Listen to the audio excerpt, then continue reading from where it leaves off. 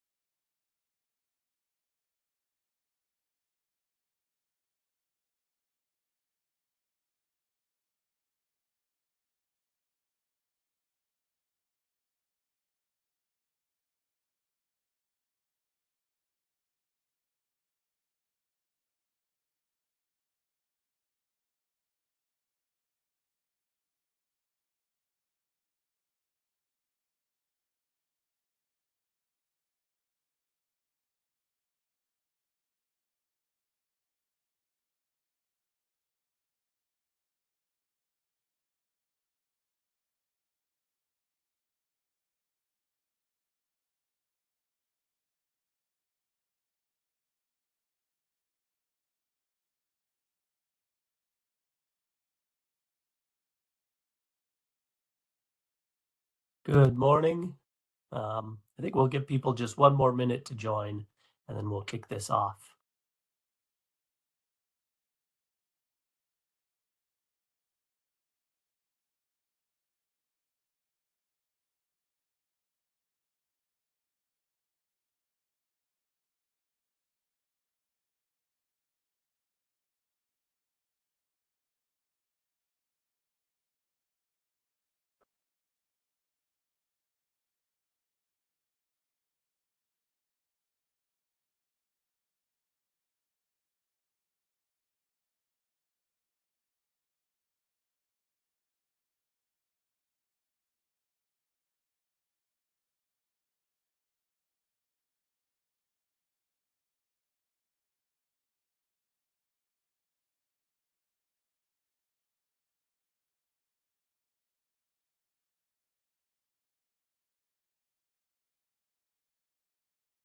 Alrighty, I think we'll get going.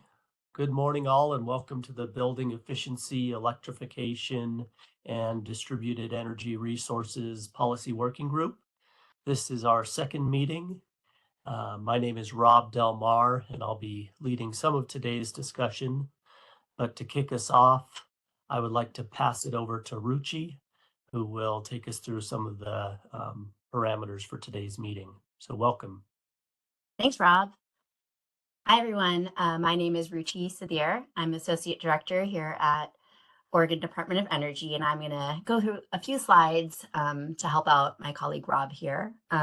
This next one here, if you want to flip to the next slide, Edith, is one that hopefully you've seen before. We put it on a lot of our slides, but it's our mission. As a reminder, ODO's mission is to help Oregonians make informed decisions and maintain a resilient and affordable energy system, and to advance solutions to shape an equitable clean energy transition, protect the environment and public health, and responsibly balance energy needs and impacts for current and future generations.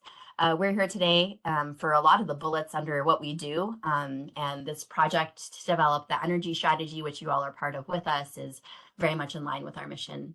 Next slide, please. If you're not familiar with WebEx, a lot of state agencies use WebEx, so we'll be using that as well today. Members of the policy working group are here as what we call panelists. So for panelists, you should see controls at the bottom of your screen. Here's a little screenshot for you. And you should be able to mute or unmute yourself and turn your camera on or off. You can also raise your hand if you have a question or type it into the chat. And we'll be testing out some of that stuff throughout our meeting today. We also have some members of the public here invited to listen as attendees. So attendees in the WebEx are not able to participate in the discussion or the chat, but we have a public comment portal on our web page where we welcome comments at any time. If you hear something in the discussion today that you have a question about or some comments about, that's where we would love to have those comments. And I'm hoping my colleague Hugh can put the link to the comment portal in the chat so that members of the public can have that handy. Next slide, please. Another thing that we're going to be using later today, other than the slide deck and the chat and things like that, is a Miro board. It's going to be used to organize our thoughts so that we can keep track of them together.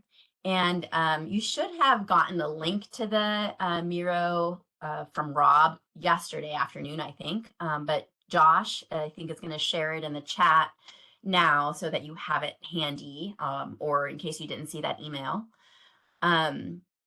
There are, the Miro board will be a way to sort of get the discussion going, and it'll be a link that only the working group members can access and panelists can access. But again, if you see something in the Miro board as an attendee and want to add to the comment portal, that's where we're hoping to get your feedback. So click on the Miro board, and we just want to make sure that you're able to access it.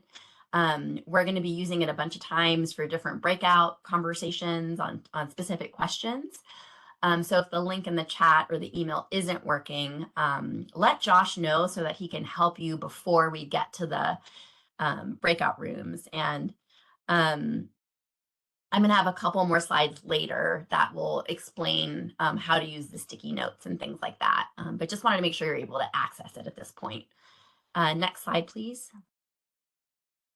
So I heard I wasn't at the first breakout, unfortunately. I have a little bit of FOMO about that, but Rob tells me that you all had a good discussion where you were able to sort of introduce yourselves verbally. But as a reminder, we're hoping that you can just take a moment and introduce yourself in the chat with 3 prompts here.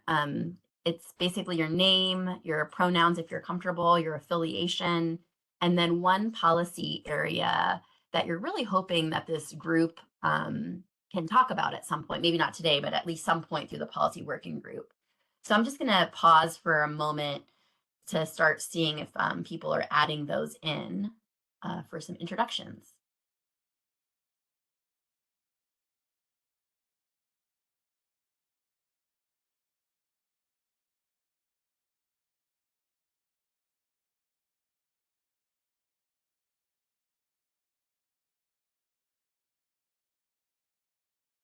Thanks, Ken, for getting us started. If you wanted to add your affiliation and one policy area that you're hoping to discuss in the group.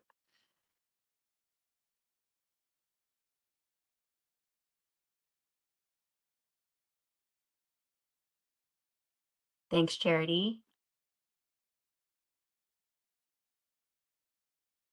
Thanks, Kelly. Thanks, Mary and Bob and Maddie. Some really cool thoughts in here. Appreciate the policy area identification too. I know it's hard to pick one, but at least getting us started. Thank you, Pat.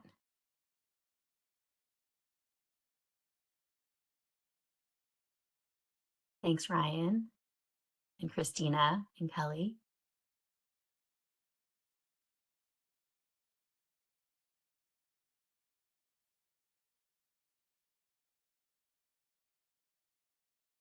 Thanks, Nick and Claire and Mark. Keep adding to the chat. I'm going to keep moving us forward as I kind of flip through these. Next slide, please. I'm going to go through a few kind of like process purpose type slides. And I'm just going to kind of go through them. But as I'm going through them, please add any clarifying questions that you have that come to mind into the chat. And then there's some space to sort of make sure we're aligned at the end. And just kind of wanted to, there's a few different slides, but just feel free to throw your questions or comments or whatever in the chat. And I just want to make sure we're aligned on why we're here and how we're approaching our work together. So this one is about group agreements. So we really, really want this policy working group today to have a lot of discussion. So it's helpful to have these agreements on how we interact together. We really want to hear everyone's perspective. We want people to feel safe and comfortable sharing their perspective. And I'm here to help facilitate that. So the main objective is to get that robust input from all of you. And to accomplish that, we want to have some active engagement and discourse. there could be a lot of different perspectives and ideas and areas of expertise in this group. And that whiteboarding exercise with Miro will be a really good space to have everyone kind of share those perspectives and expertise. Um, we'll have some open conversation and dialogue as well, where we can dig into more specifics and ask questions to better understand barriers. And during these times, it's important to keep the conversation constructive and informative. We might not always agree, and so sometimes that can feel challenging, but we have different experiences, perspectives, and expertise, and that could lead to differences in how we see barriers. So we want to create a space for everyone to offer their perspectives. Try to remember to seek to understand others' perspectives and offer differing perspectives in a respectful way. And finally, there's a lot to cover, and we'll try to be brief where we can, but we don't want to stop any kind of conversation. But just think about your speaking time, and if you're noticing that there's a lot of others who haven't contributed yet, consider stepping back and allowing space for others to contribute. And then this last one on chat conversations, it's not that we don't want people to use the chat. I'm inviting you all to use the chat right now. It's more that we don't want to have two separate conversations. So I'm going to try to watch the chat, and if there's some topics or questions coming up, I'm going to try to verbalize those so that we can bring those to the discussion. So that's really what that one means. Next slide, please.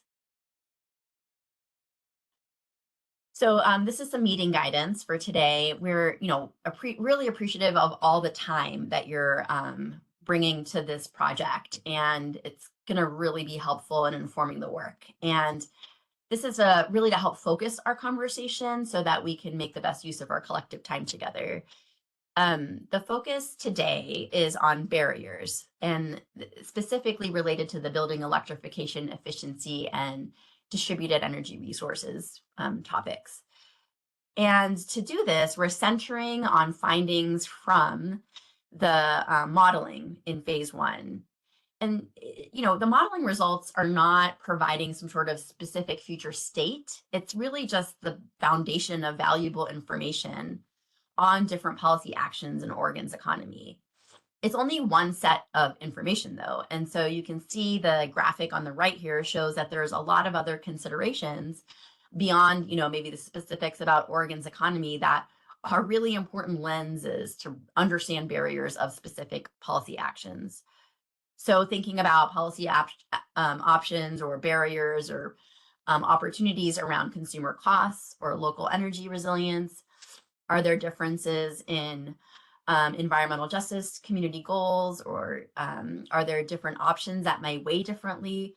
These are the really rich information that you're bringing to these discussions that builds on the results from the modeling exercise. So it's going to be a little hard, but we're going to try to focus on barriers today. I know it can be challenging to not seek out solutions. I'm kind of like, I typically bring the vibe of wanting to solve problems, including with my 2 and 4-year-old, which is basically impossible. But like, if a solution comes up in your mind, we can add them to sort of a bike rack parking lot for a future meeting. Also, like thinking about solutions might help you to like take a step back and think about what that barrier is. Like, what is it solving for?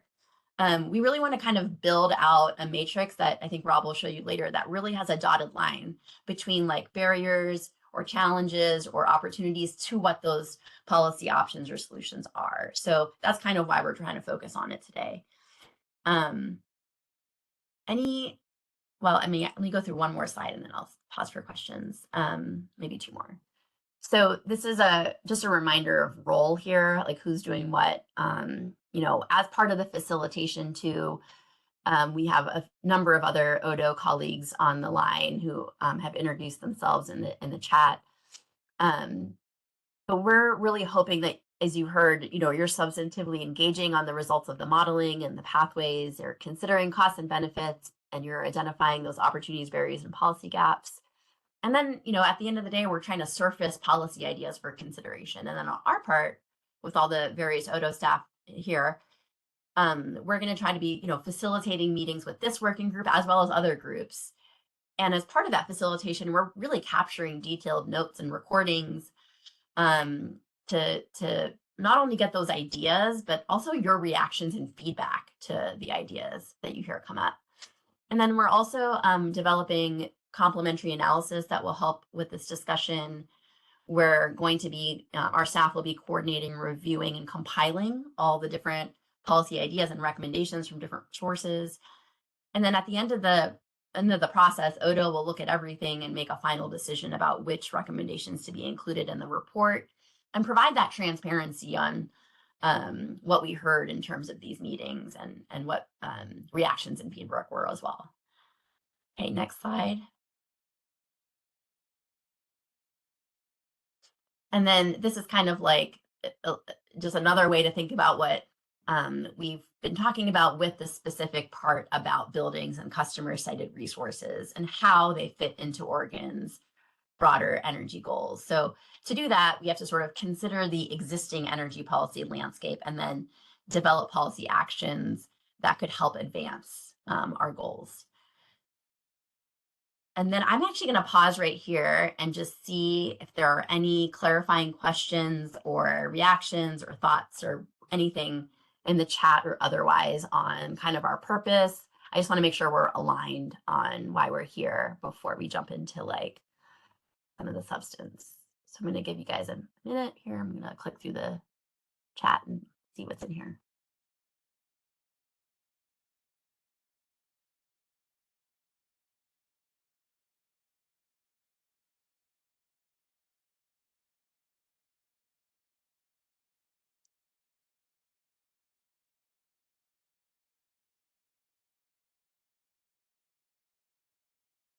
I'm not seeing any raised hands yet. I see a lot of really great introductions in the chat. I'm not seeing any questions on our purpose or what we're doing today. All right. Well, if something comes to mind, please put in the chat. Next slide, please. I think this is my last slide before I hand it to Rob, but this is really just an outline of what we're hoping to cover today. You're currently in that first welcome space. We're going to go into some refresher slides from Rob on the modeling and where we are now, where we're going. And then you'll notice there's a lot of brainstorming exercises here. We're going to flip back and forth between the Miro and the slides. So he's going to set up or I think Rob and Stephanie Cruz, both of my colleagues, are going to set up some of the information to get you thinking. So we'll go through those slides on building electrification and energy efficiency for residential and commercial. And then we'll actually move to the Miro. We'll come back and go through a few slides to remind you about building electrification and energy efficiency for large commercial and industrial buildings. And then go to the Miro for some idea identification and discussion.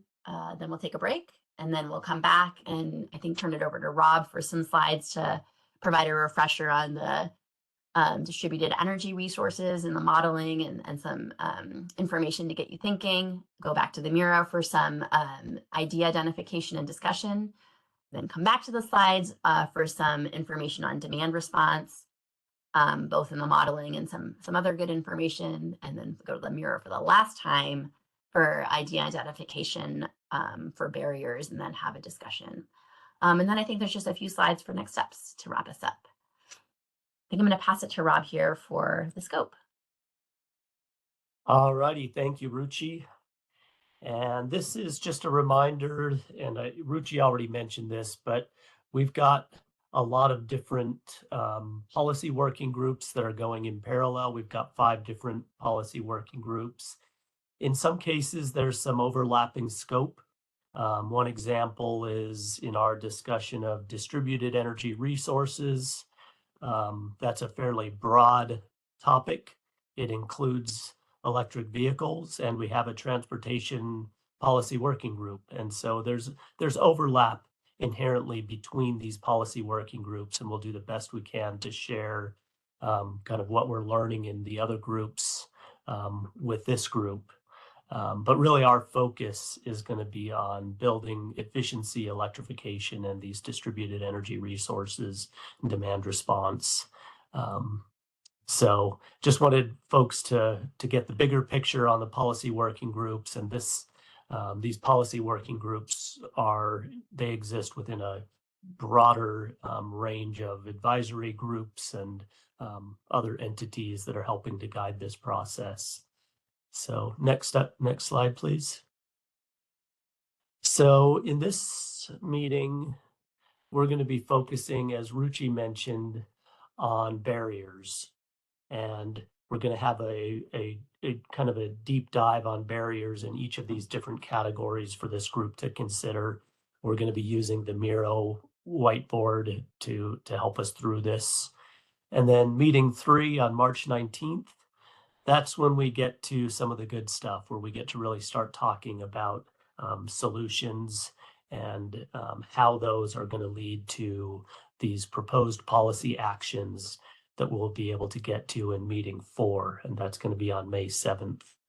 And so this is really just the first step in building, hopefully, a very rigorous and complete and transparent path to our proposed policy actions in future meetings.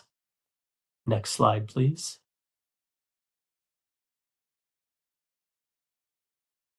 And I think that most of you all know this probably better than I do, but Oregon is a very diverse energy policy landscape.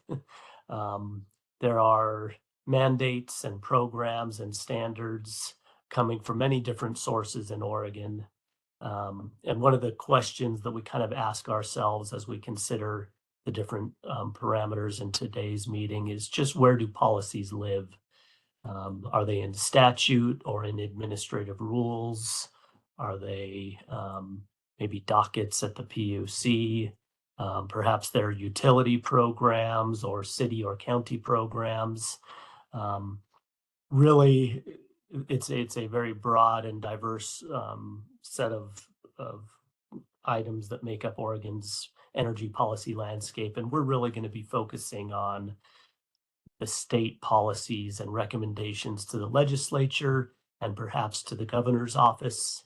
That was essentially how this particular state energy strategy exercise has been scoped. And in addition to that, we're going to focus on kind of near term. We're not against thinking all the way out to 2050, but we're really thinking about immediate actions that may have effects on policy maybe through 2035. And so we really are trying to look for immediate actions that set us on the path towards reaching these energy goals. So we'll keep that in mind as we go through some of the barriers today. We'll be able to look at which of these barriers might be associated with state policies specifically, and which ones maybe live somewhere else but may still benefit from some recommendation from this group. So next slide, please. This is a partial list of some existing policies that we discussed in the first meeting. I'm just sharing it again as an example of this kind of diverse policy landscape. And part of what we wanted to do with this exercise was just to pull out some very meaningful energy policies in Oregon and then sort of map them.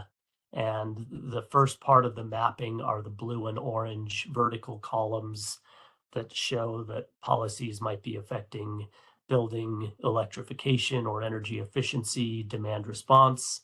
And so they are kind of technology focused. But then there's also a look at, where do the policies live? And in some cases, these might be federal policies, which are well beyond the scope of our recommendations. But we want to keep all of these things in mind, because especially in today's environment, there may be federal policies that we need to sort of counteract with our recommendations. So we want to keep in mind what's going on in this broader policy landscape. Next slide, please.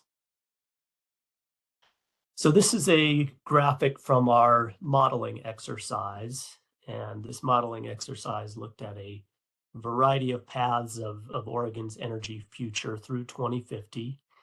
And you've probably seen similar information from some of our previous presentations before, but this has almost always been shown as kind of a stacked bar graph. And when I put the bars side by side, it really demonstrates one of the elephants in the room, which is data centers.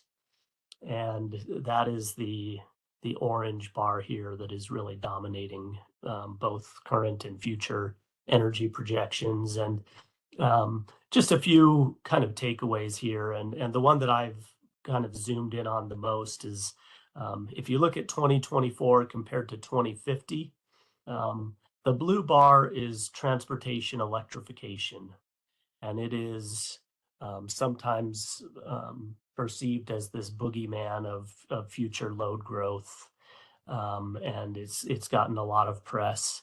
But data centers are already consuming an equivalent amount of energy to what the transportation sector is going to be consuming in 2050 with very aggressive electrification in the model. And so it just puts it in perspective that these data centers are a huge piece of this future energy demand in Oregon. Next slide, please. And I know that we have some representation from the Columbia River Intertribal Fish Commission and Confederated Tribes of the Umatilla Indian Reservation. And I bring them up because they have recently worked with an engineering firm on a very excellent study looking at this very topic, and specifically about the future of data centers in the Northwest, how they relate to our energy system. And I pulled just one graphic from this report, and that is a look at the energy stack within these data centers. And so that stacked bar chart, the purple are the loads specifically relating to servers. And those are pretty hard to address, especially in this group. But about the top 20 to 25% of loads are associated with mechanical systems. And that orange bar, that is essentially those are the HVAC loads. They represent about 13% of the stack. And so I'm not anticipating a deep dive into data centers with this group, but I just wanted to share this information and to let folks know that this is a significant part of the future stack, and that there is kind of the top 20% of these loads that we can consider in this group around these loads at data centers. And the report specifically developed a term known as the power usage effectiveness.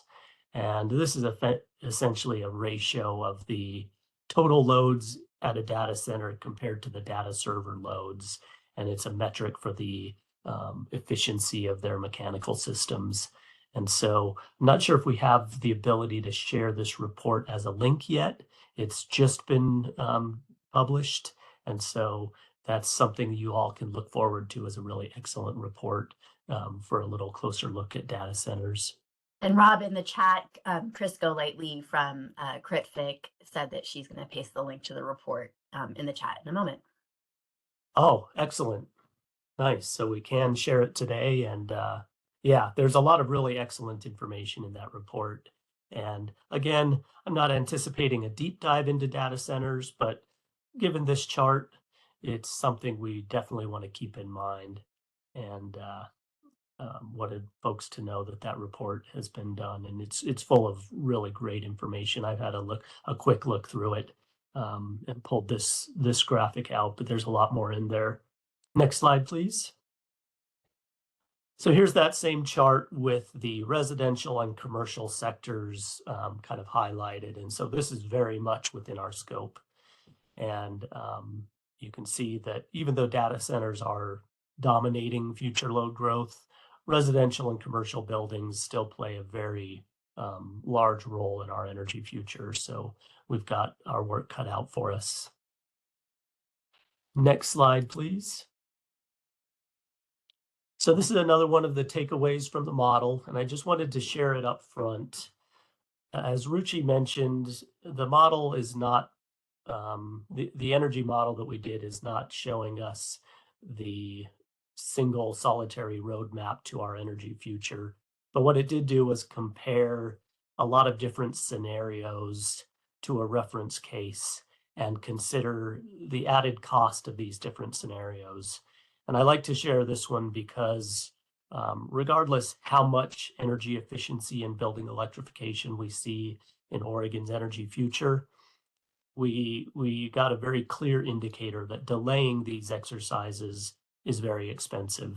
And so that highest of the lines on this chart is delaying energy efficiency and building electrification. And in this particular scenario in the model, that's costing us $17 billion economy-wide. That can be kind of a hard number to digest, I think, for a lot of people. And so I wanted to take this time to mention one of the complementary analyses that we've been working on, which we're referring to as the energy wallet. And that's going to be looking at, rather than $17 billion over the entire economy, we're going to be looking at the cost of energy at a given household and the household level. So that's an analysis that we'll be wrapping up in the next few weeks, and we'll be able to share information about this energy wallet and how energy decisions will be affecting household energy costs. Next slide, please. So one last just take from the model here, looking at the assumptions that were made in the model for essentially adoption of heat pumps. And so what we see on the top bars here, this is percentage of sales of heat pumps moving into the future. And you can see that heat pump adoption really starts kicking into gear. We're already doing it at a pretty large scale in Oregon, but it really kicks into gear in future years. And that's what's driving a lot of the outcomes in the model. And with this, I would like to pass it over to Stephanie to talk a bit more about commercial and building electrification and efficiency. Thanks, Rob. Hi, everybody. I'm just going to try to narrow our focus in a little bit and frame up, since we're talking about very broad building electrification and energy efficiency.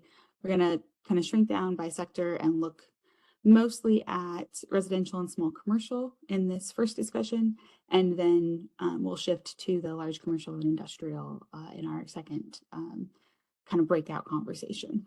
So I'm kind of setting this up as you've probably already heard some version of eat your energy efficiency vegetables before your renewables dessert. But that's also true in this scenario too, right? We need to see energy efficiency and electrification go hand in hand in order to really get maximum benefit out of work in this space. And implementing energy efficiency either simultaneously with electrification or beforehand is going to be critical in helping manage the costs that Rob was just talking about. So this visual is just kind of taking those model assumptions and playing them out. So I wanted to highlight a couple of things for you. The purple line down at the bottom is representation of comprehensive weatherization programs in the state. And right now there are programs that are doing whole home weatherization, but it's not a really steep amount that's being done because they're expensive. We modeled 3,500 of these happening per year. And this is just a progression starting with kind of cumulative work from before the modeling begins in our weatherization assistance programs, and then just projecting like a continued steady rate for that. And it gets us to about 20% of homes being touched by that program by 2050. We also have utility programs working in the weatherization space, helping buy down the cost to replace or upgrade insulation, air sealing, otherwise improve building envelopes. So I estimated those programs achieving partial weatherizations touch somewhere between 5 and 10% of the housing stock each year. So just kind of trying to put out numbers of like how fast are we moving currently? Where do we need to pick things up? And that's based on data from the Northwest Power and Conservation Council on energy saving achievements, average household energy use, and that kind of typical measure savings. So it's not like it's just a kind of a visual for you to get an idea of kind of where we're at, where we're moving.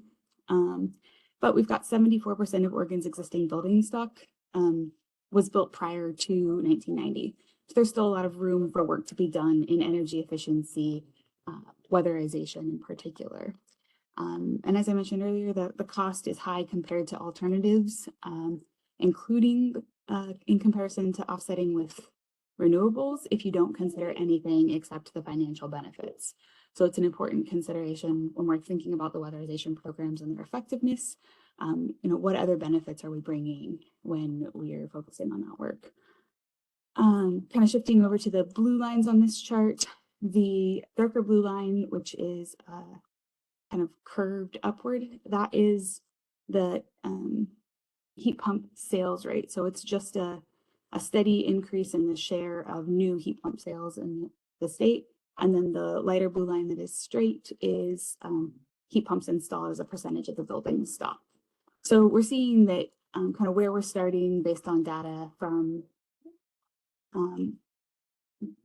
Bonneville Power Administration's kind of regional look, which is the best data that's currently available, and making some assumptions about what our Oregon share of the region is, kind of gives us those numbers. And they're seeing a significant portion of those are mini split heat pumps going into dual fuel situations. So it's not necessarily heat pumps taking over all of the building load, but we are seeing heat pumps going into existing homes at a consistent rate. And if that slowly grows over time, we'll hit that 500,000 heat pump goal somewhere around 2029, 2030, and see an increasing portion of both the market share and the heat pumps in existing homes progressing towards 2050. So we're doing well on the heat pump front in terms of getting heat pumps into the market. This is just heat pumps for heating. This is not for heat pump water heaters. I didn't do a projection for heat pump water heaters. We are a smaller portion of the market on the water heater side.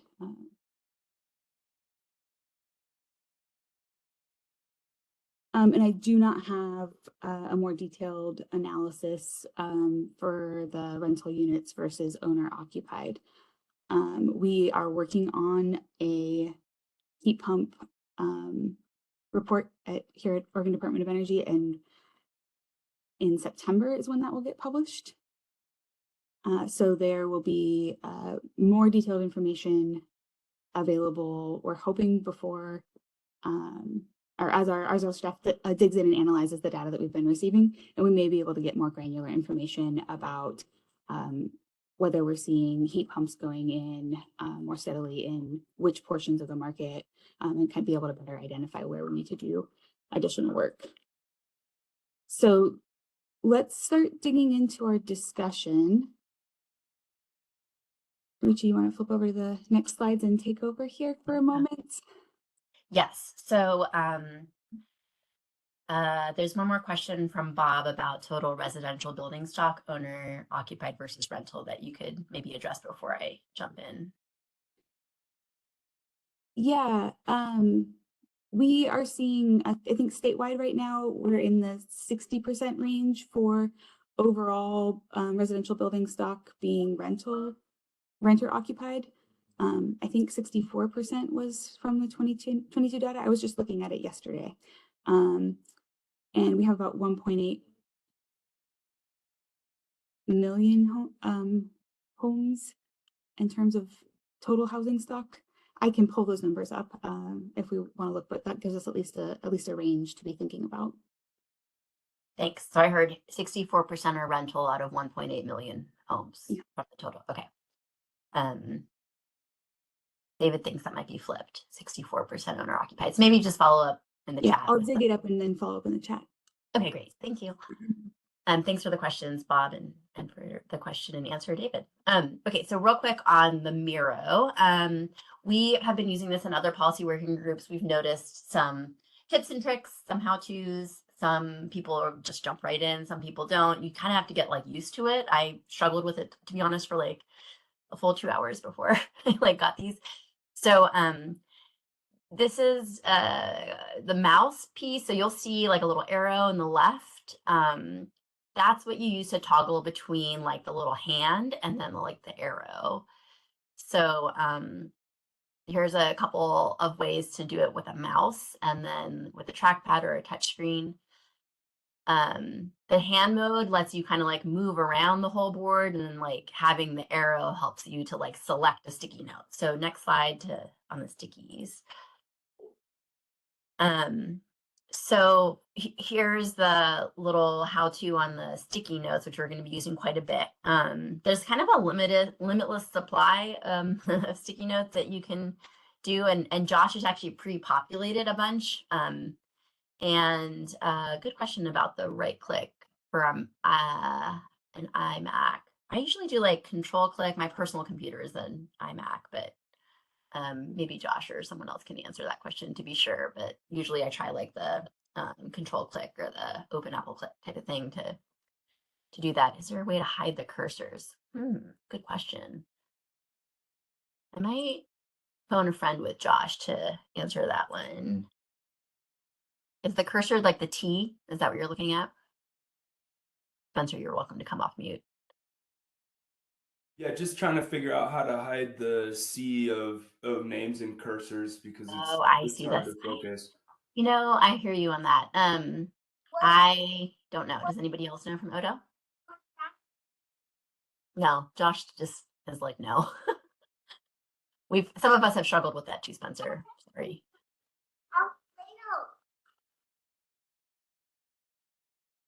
And then Bob, let us know if that right click worked for you. We're going to start with we're going to start with this first question here. And then before you actually get in, before we actually start with a brainstorming exercise, I just want to point out while you're doing this, like we have a little test thing. It's a yellow box where you can just put your name and affiliation just to make sure it's working. So I'm going to make sure to I see everyone's name in here. And if you're having trouble with like getting your, selecting a sticky note and adding your name in, we're just going to give folks a minute. So I see Ryan from Cub, David from Earth Advantage, Ryan from Tillamook, Kelly from Northwest Natural, Mary from Northwest Natural. I see Pat, I see Stephanie, I see Ken, I see Edith, I see Claire. You give folks another minute here to just add the name and affiliation exercise just to make sure things are working for you. I know we will be sharing the Miro shortly on the presentation screen as well. So we have this question repeated in the Miro, but in this first exercise, once we get through the figuring out the gadgets of Miro, we're going to be really looking at the barriers to maximizing benefits from building electrification and energy efficiency in residential and small commercial. Just so when we lose this slide, I know we have this in the Miro as well, but I think Josh will be sharing that Miro board shortly. Thanks. I see Bob in there. I'm gonna make sure, let's see, I don't see Charity name yet. Oh no, I do. Never mind, just kidding. I'm looking for Chris, if you're able to select a sticky and add your name and affiliation there just to make sure it's working for you. And then Christina, I'm looking for your name. And this, we're kind of in the blue area. It looks like we have people starting to dig into the building electrification and energy section as well. So Okay. I think maybe we shift. If you're having trouble with sticky notes, please message Ruchi directly, or you can email her if you need to, if you're having trouble. But it looks like most people are able to navigate this and are already starting to populate. So Okay. let's do this brainstorm. Okay, go for it. Yeah, do you want to set us up? Yeah. So we're looking, as Rob said, barriers is the focus, right?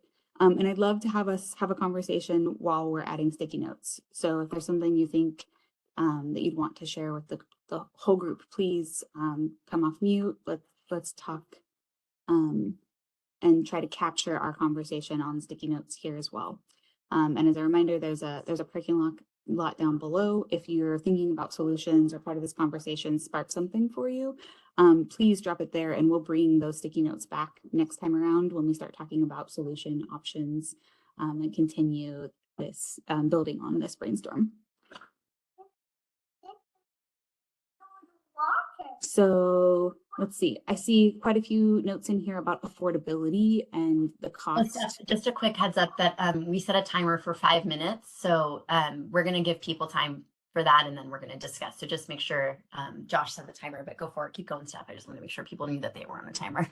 Yeah. So I'm seeing lots of notes about affordability. Richie, is there a way to give like a +2 one that you like in here? Yeah. So if you select the sticky note and then up on the top, you can put like a thumbs up on one, I think. Is that how it works? Trying to work through that. Yes.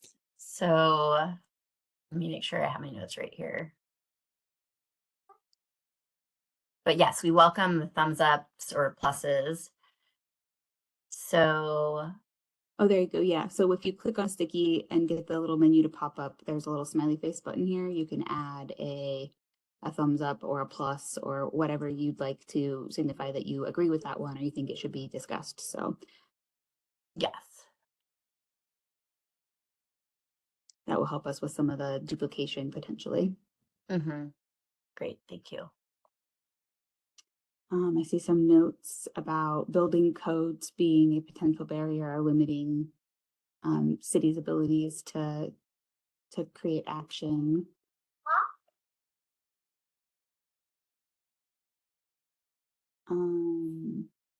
The life of equipment is being noted in here. Deferred maintenance impacting customers' eligibility. That's one that's high on my list, is thinking about providing comprehensive weatherization, getting buildings up to kind of a minimum standard before heat pumps go in, both from the perspective of keeping the market moving for heat pumps,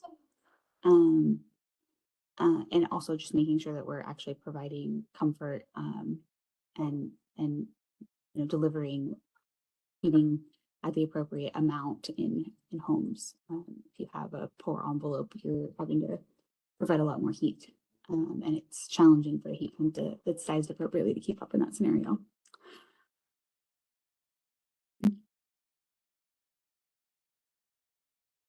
There's some notes in here about managing the operation of equipment and teaching people how to use equipment. So that education and information, both on the how to operate side, but also noting on local incentives. Lots of great ideas in here. And yeah, please, we can extend the board if needed.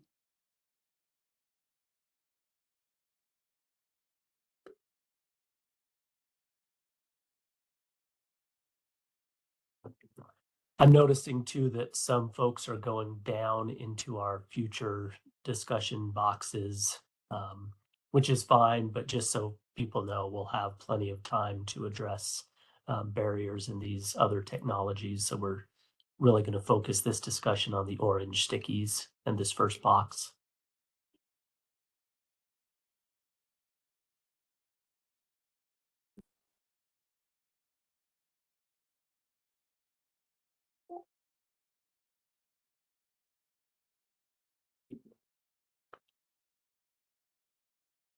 Thanks for adding some extra sticky notes, Josh.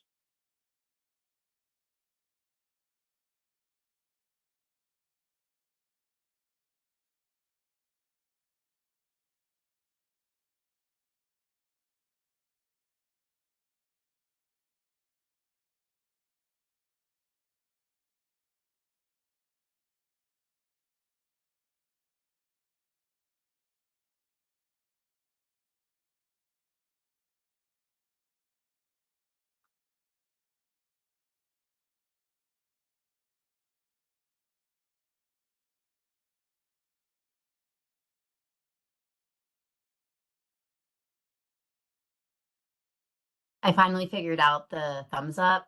The reason I wasn't able to see it is you have to actually kind of zoom in to be able to see whether your thumbs up actually happened. So if folks are having trouble with that, that's what I just figured out. There's 10 more seconds left in this one, and we're going to move to more of like a discussion and having people kind of come off mute and talk a little bit more about these stickies and what themes they're seeing. Right, I think that was the timer. So I'm going to open it up for some discussion here. Stephanie, is there anything in particular that you want to see if people want to come off mute? I'm seeing like a lot of thumbs up, for example, on renters having little options as a barrier. Yeah, does the person who wrote that one want to chime in? Or anyone who gave a thumbs up on that one? Yeah, we just want to make sure that people in the group are understanding what that barrier really is. Yeah, that's a charity Fane. I wrote that. Great. I just thought, like, if you're a renter, you don't get to make decisions on the building most times, or there's restrictions. Like if you're a low income person in a rental property, sometimes you can access things, sometimes you can't. And then, there's worry in the rental market that upgrades could make the cost of the rental property go higher. Um, so you as the renter have, you're just not in control necessarily of the building and whether that landlord wants to make that kind of investment or not. So we get asked all the time, like what to do for renters. And I just feel like none of us really collectively have figured that out still. There's things that people try, but it's just a hard spot to be in if you're a renter. Different than maybe if you're in a large commercial multifamily property, those kind of renters, especially if you're in a multifamily property that is owned by a CDC or somebody who's in low income housing, those property owners we've been talking to, and like they want to do that, but they don't always know, or they don't, it doesn't, their models they've used to finance building upgrades haven't really started to think necessarily about efficiency the way we all are. So like I'm even just meeting with some EDs at those housing providers to kind of talk to them about what's going on policy wise and how they might intersect. So like I just feel like even where there's a landlord at a large commercial low income multifamily property, they don't really know what their options are on financing building upgrades. So that leaves their tenants also without options. Anyway, that was there's a lot to it actually, I think. That's great. Do I see that there were some thumbs up there? Was there anything that others wanted to add with what Charity said, or any questions for this one from other people in the working group?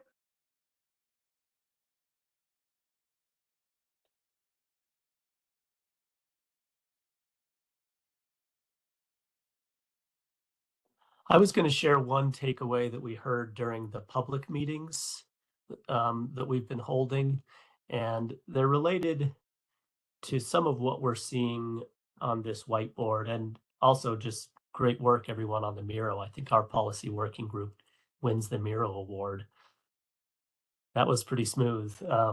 But I've seen some of these stickies relating to consumer education and others relating to the pool of contractors and the need to expand that. And one of the things that we heard in our public meetings from some actual homeowners was that they needed heating system upgrades and were essentially talked out of heat pumps by the contractors, that there were some deterrents in the marketplace coming from contractors. I don't know exactly what that deterrence was from. Maybe it's having to do with the supply chain where there's hard to get materials, or I'm not sure what it was, but that is something we heard in our public meetings was some homeowners having a hard time getting installers to be excited about a heat pump.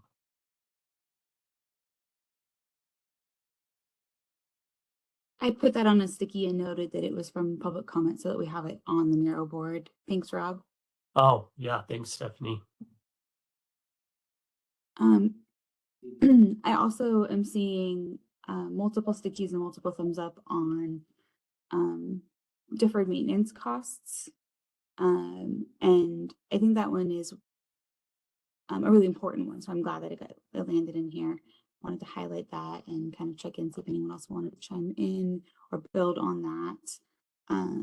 I know that a lot of funding is specifically aimed at the upgrade itself, and not necessarily the enabling repairs or maintenance work that might need to be done.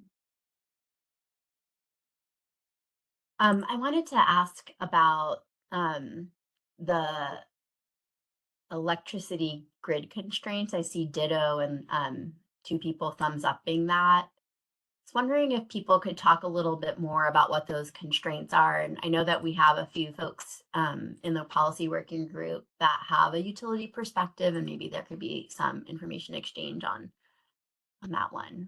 Anyone want to come off mute and talk about electricity grid constraints? I also see David's hand up. Oops. I don't know if that was for an earlier one, David. No, I just wanted to, have a chance to chat about something. And I'm not the electricity constraint person. So if there's somebody that wants to talk about that first. Okay, cool.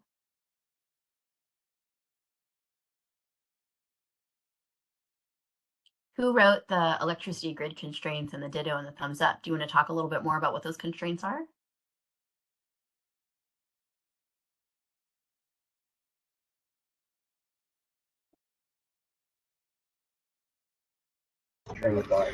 This one as well.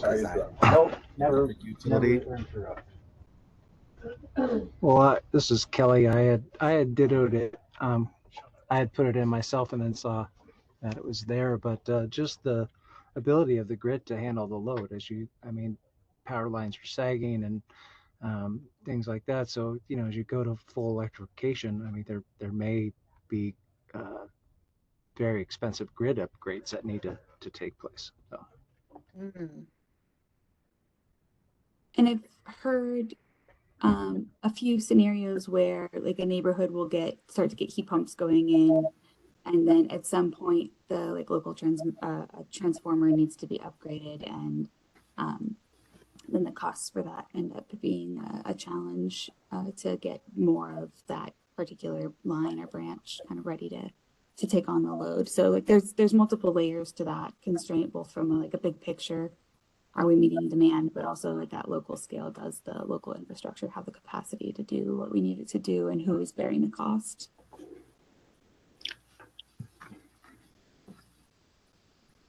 Yeah, if I can chime in.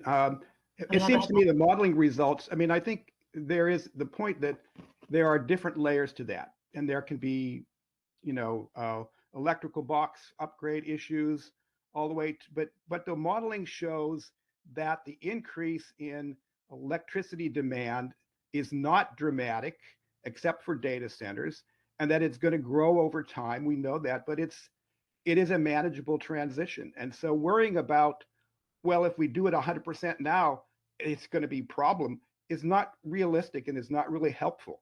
We're in a transition. How do we manage that transition? Yeah, thanks, Pat. And, we've been looking at some of these distribution system upgrades, and we see them both with heat pumps, especially when they replace a gas appliance. If they're replacing electric resistance, the service is already there, but also with EVs.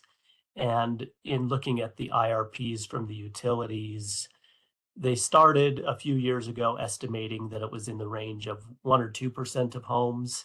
And we've seen that go up to maybe 4 or 5% of homes that will need a service transformer upgrade. And so it's not nothing, but it's not huge. And some of these are aging infrastructure that would need to be replaced anyway. And so it's maybe accelerating a replacement of a service transformer. But something that would likely have happened, say, within the next 5 or 10 years in some cases. So, yeah, that's a really good point. Oh, you're on mute, Pat. Sorry. Not sure where all the buttons are here.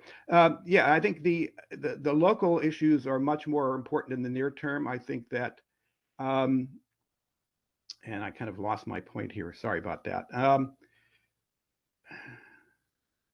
Yes, the EVs. EV charging is very easy to be managed so that it's filling in the gaps. I mean, there's very little reason for EV charging to be on peak and therefore driving capacity needs. It's something where we're going to be able to, you know, increase the electricity sold on the existing capacity that we have by simply managing charging time. This is Ryan Perry from Tillamook PUD, and I think Pat is spot on from that. I will say from a utility perspective, we welcome the EV load as long as it can be managed. It's during off-peak demand hours. And so for us, you know, especially as like in Tillamook, we have an Amazon center coming in. It's not a data center, it's an end of mile. And there's the anticipation that it'll be an electrified fleet, and they'll basically be showing up at 9 p.m. to plug in and unplugging at 6 a.m. That's wonderful. We'll take all of that. So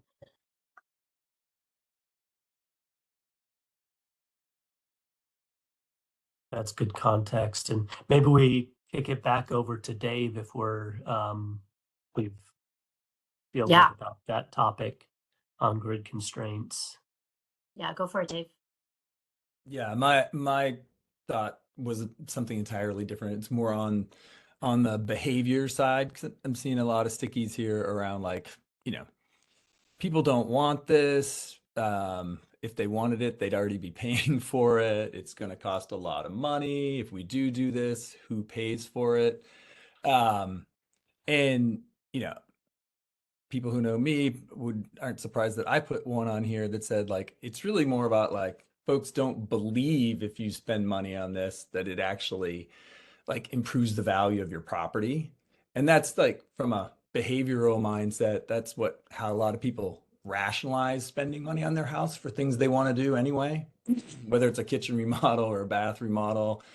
They like to think, oh well, I'm going to be able to get that money back if I, you know, sold the house or refied or something like that. And I actually just wanted to share that not even locally, but nationally now, you know, I used to be a remodeler, so I track the remodeling cost versus value report that's been going out for like 30 years nationally.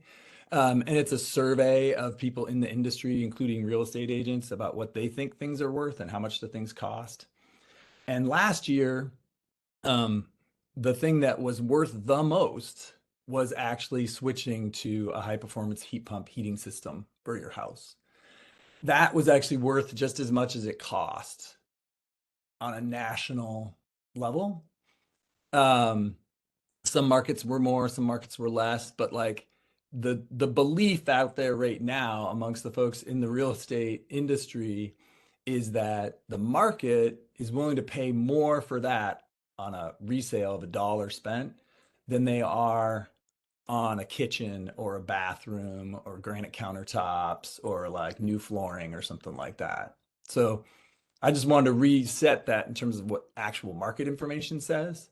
And then throw out there that, you know, there is just sort of this lack of understanding about most people that maybe even their house, you know, can have anything done to it.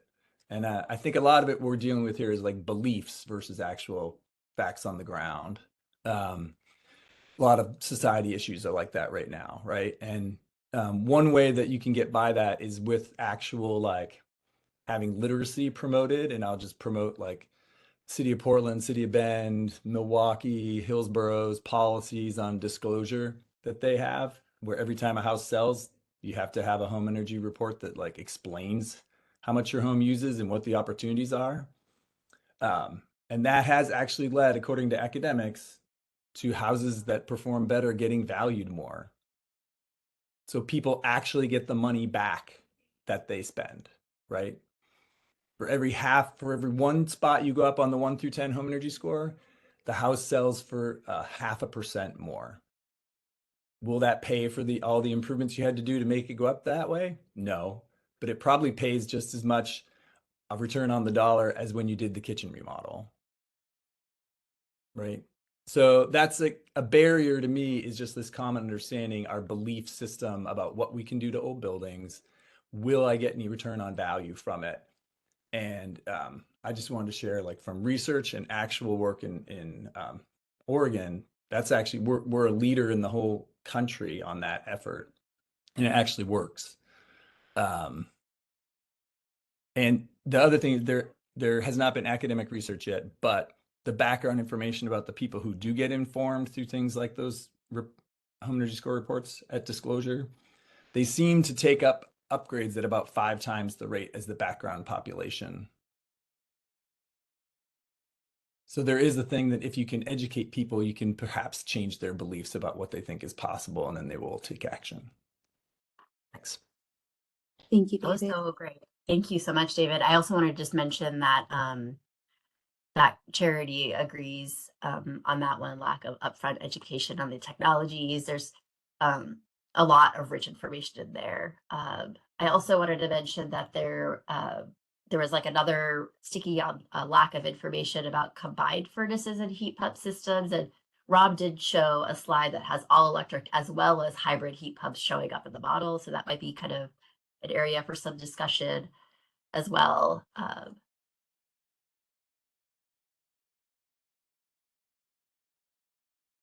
We made sure to include a portion of that in the modeling, both from like, that's a lot of what's going in now. So we expect some of that to still be on market in 25 years or approaching end of life at the end of the modeling period, as well as from a resilience perspective, there's a lot of people who maybe are more remote or have been experiencing a lot of natural disasters and high heat or extreme cold events that are valuing the resilience potential in a dual heat home system.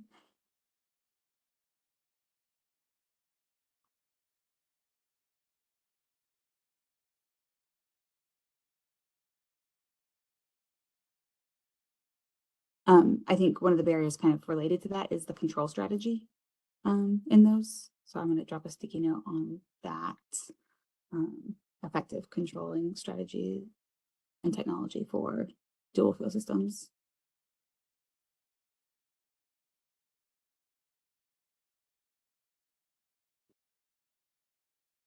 What I did want to ask about, there's a note in here about limited enforcement.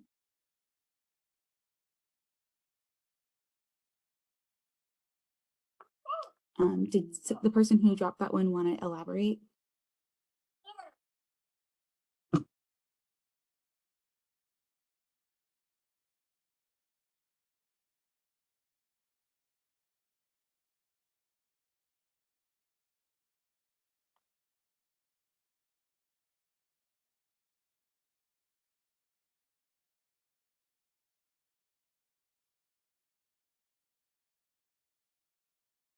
Looking to see if there's any hands. I'm not seeing any hands on that one yet.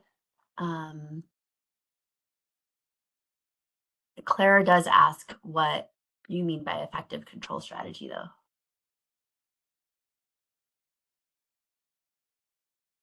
Apologies, my kiddo just smacked his head and is crying in the background, so hopefully you can't hear him. His dad is helping him. Yeah, Clara was just asking about the effective control strategy. Just having a communication system between the two pieces of equipment and a clear and consistent strategy on when and why the house would switch between the systems. Getting multiple systems talking to each other in the home under like a single smart thermostat is not very straightforward currently with like the existing what's on the market, integrating older units into newer control systems, like that kind of stuff. So it's possible to do, of course, as Mark notes. It's just, it's a complexity, it's a wrinkle, and maybe not all of our installers are ready to do that consistently in the market. So it's an education and kind of making sure that everybody's being brought along barrier. Thank you so much. I see Mary's hand up as well. Oh, sorry, Steph. Go ahead, Mary. chime I up? want, yeah, I wanted to make sure we didn't lose track of a thread that I think we had earlier that I do believe relates to a lot that we've been talking about the need for a whole home weatherization. Simply putting a high efficiency piece of equipment in a home doesn't solve for fully reducing use and cost to the end user customer. The most efficient equipment when there's a hole in the roof or uninsulated walls doesn't get there. And I do think there's a significant gap in funding that considers the whole home, and that, you know, the deferred maintenance that Charity smartly pointed out is harmed when we're not able to go after deferred maintenance with those same funds that serve weatherization. Just thinking about policies that where there's gaps in policy to get to the goals. Yeah, thank you for surfacing and lifting that up, Mary. Any other sort of comments on, oh, I see Sam is seconding your point in the chat, and so is Charity. You have to flip back to the slides in a second, but I did want to just kind of open it up for sort of last thoughts here or connection points that you're hearing. Oh, Ken is saying that most homeowners are not trained on how to fully utilize a new heat pump system for maximum comfort and savings. So more information and education, it sounds like, as well. I'll just mention that at our public listening forum, which was like a afternoon and evening session, one comment was that there was some installer pushback about homeowners interested in heat pump installations, but there was some space limitations in manufactured homes. See if there's any other. Oh, Elijah, please go ahead. Thanks for putting your hand up. Yeah, thank you, Richie. I just wanted to talk about a sort of a theme of notes that I've seen and also contributed to, but you know, especially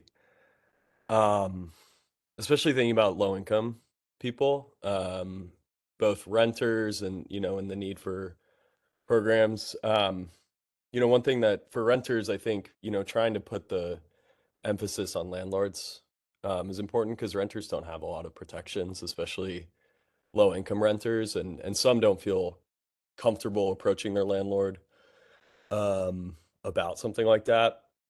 But also, you know, folks who are low income who maybe own their home or maybe have a mobile home, maybe a home was passed down to them, maybe they, you know, don't own fee simple title, but they live there and have, you know, at least some rights to be able to make upgrades.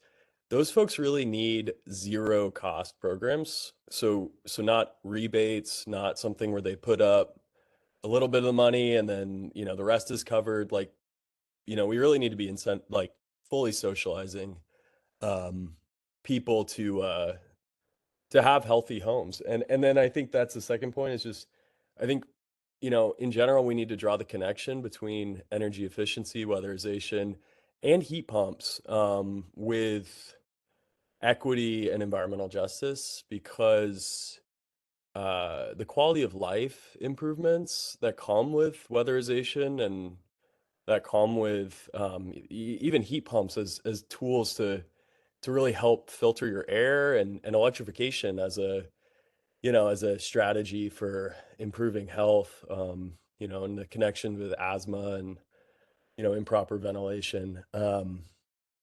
These are all really important facets, and I think too, especially, you know, this is just speaking from experience, but in the wildfires, when smoke is really bad, having a heat pump and a really weatherized, tight home, um, you know, I've lived through both those realities, and it's a lot better when you have a heat pump and and your home is weatherized. It's actually quite amazing the quality of life difference. So you know, and then finally heat waves, you know, and again, having energy efficiency can help people not have heat strokes in their own home. So yeah, so just underlining those points because I think um putting the focus on like this is an equity issue and we need to address it. So Thank you so much, Elijah. You're getting some pluses in the chat as well. And I see Bob's hand is up. Go ahead, Bob, and then after that, Mark.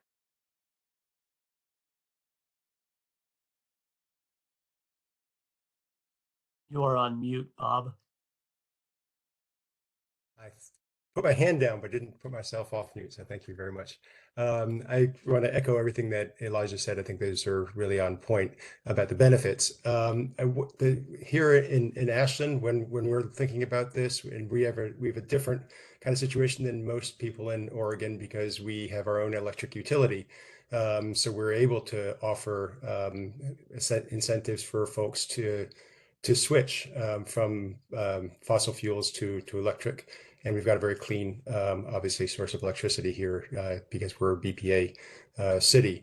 But even on we've just recently put into place a policy to help renters to reduce to increase their energy efficiency by swapping out package terminal air conditioners for package terminal heat pumps.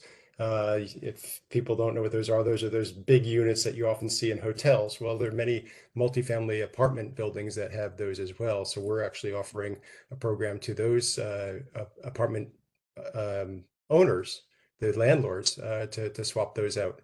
It helps to reduce our electricity consumption, reduce costs for the renter. I think it's really a win-win situation.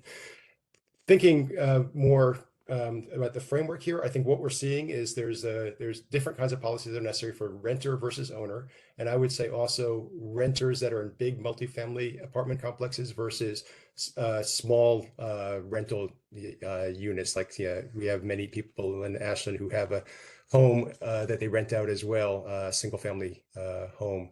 The challenges that you have in the single family versus the multifamily are quite different versus the owner. And the owners, a lot of these programs do benefit the owner rather than the renter for all the reasons that people have talked about, split incentives, et cetera. And then the other challenge is the new versus existing. Obviously, the mass of buildings that we have are existing, but we are building new homes every year. And we in Ashland just approved a carbon impact fee on new construction. Didn't prevent new homes from being built with fossil fuels, but it actually is imposing on that a fee is valued at the social cost of carbon over the lifetime of each appliance. We had big pushback from the gas lobby on that, and actually in a public setting, our gas utility threatened a lawsuit about that.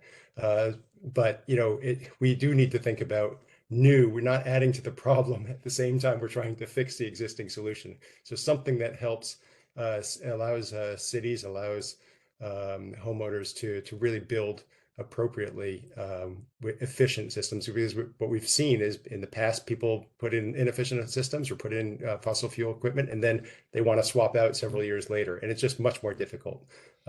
Take all the points I talked about weatherization, the same kinds of challenges. So I'll stop there. But I think those are the kind of different kinds of things that we need to think about policies for: owner versus renter, big buildings versus small buildings, apartment buildings, and new versus existing.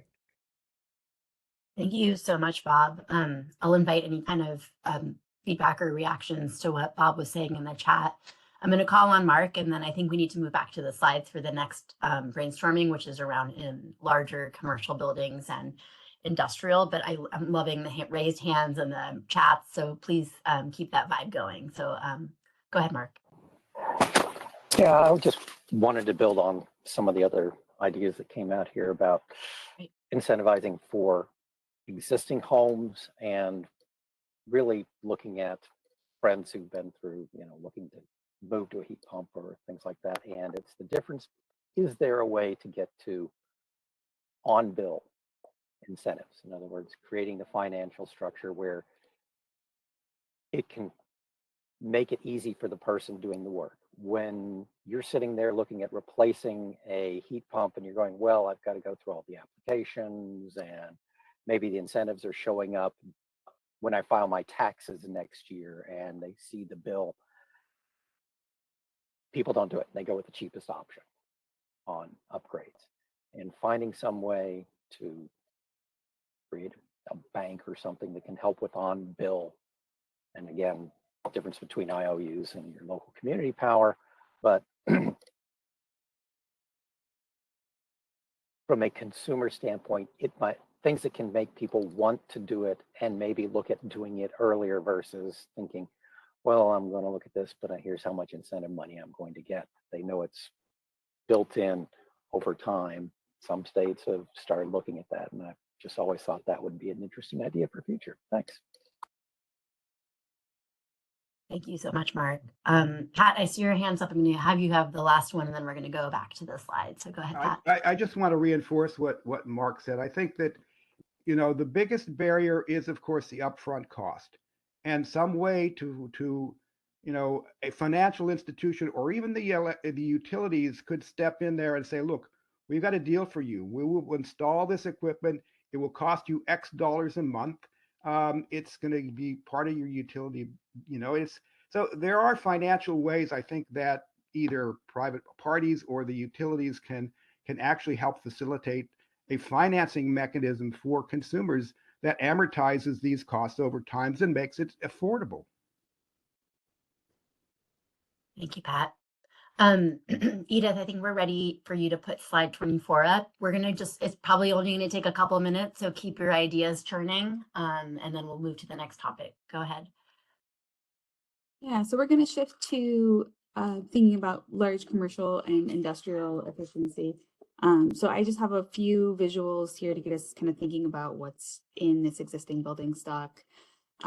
We have some energy use intensity by building type visuals shown here on the left, and then some information about what the building stock looks like in large buildings for some of our metro areas, which is the maybe most comprehensive study that we've seen drawing data.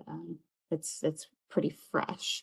So that black line across there is indicating buildings greater than 50,000 square feet. First column is by number of buildings.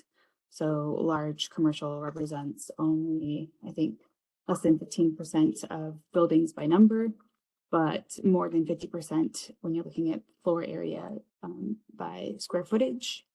And then around half when you're thinking about energy use and emissions of the residential sector. The commercial energy uses are diverse. And in Oregon, commercial buildings use more natural gas than electric heat, which can make this electrification proposition challenging. The highest energy use intensity that we're seeing in this sector include restaurants and hospitals, followed by groceries. But you know, each of these has you know, pretty consistent energy use across all of these various uses. We also know that it can be more challenging to replace larger HVAC systems with heat pump technology retrofits, kind of especially or most notably in hydronic systems, which are designed to run at higher operating temperatures with a boiler output. Swapping those over to a heat pump temperature range, you know, dropping from 180 degrees to 200 degrees down to like 110 to 140 is a big change and requires, you know, major changes to the system.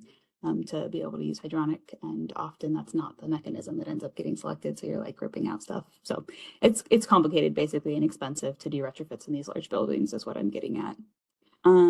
We've got good news here though. We've have you know, over 30 years of cumulative energy efficiency work improving these buildings, and there's been you know, a high incentive both on building owner and utility side to prioritize doing work on energy efficiency in these spaces. So we've seen a lot of good progress there. We also have a building performance standard that is in the process of being implemented, which will regulate the efficiency for buildings over 50,000 square feet. Can you flip over to the next slide? And thinking more broadly, we don't have a lot of good data on industrial sector. So I just pulled some GDP information about the various types of industries here in Oregon, and then looking at the overall energy use. About half the energy used in the industrial sector is either electricity or wood and waste energy. We also know that many facilities are using combined heat and power to efficiently manage their energy usage. The other half of the energy use in this industrial sector comes from combusting fuels.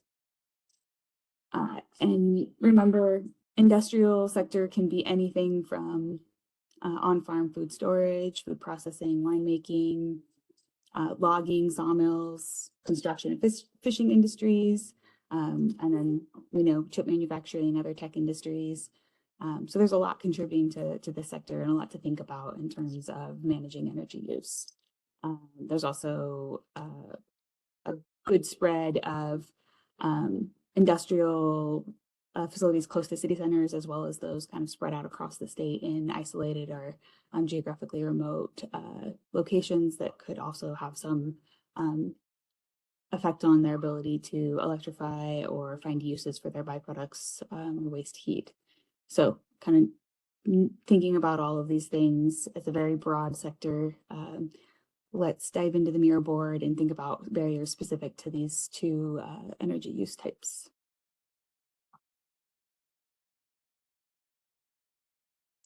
Thanks, everyone. I also wanted to just vocalize a few more things in the chat about Ashland having a small on-bill financing program, but the term was only 5 years, working to expand for 10, and then Ryan chiming in that a lot of utilities offer on-bill financing, and David talking about how financing is a key issue, given that a lot of Americans finance things and it should be easier to finance these improvements, and that Fannie and Freddie already understand the asset value with those improvements, but it could be easier to access loans that are not secured to the value of the home. And he mentions that there was a prior program with on-bill loans with Craft 3 and Inhabit in the past.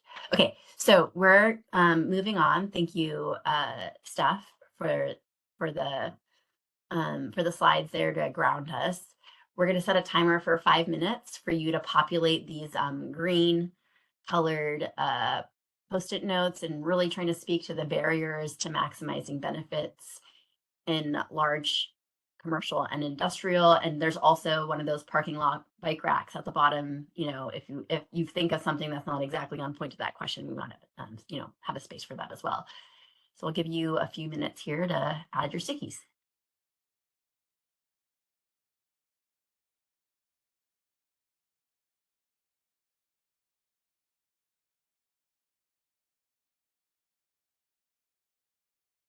Can whoever dropped electricity prices maybe elaborate on why that's a barrier?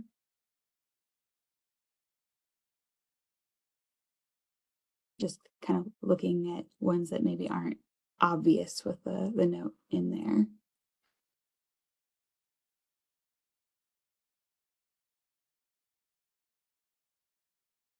I'm not the one who put the electricity prices, but I will say from the utility, with the exception of the IOUs in the state, most of the public's rates are so inexpensive here, it makes a simple payback challenging. You know, it's kind of the double-edged sword of it.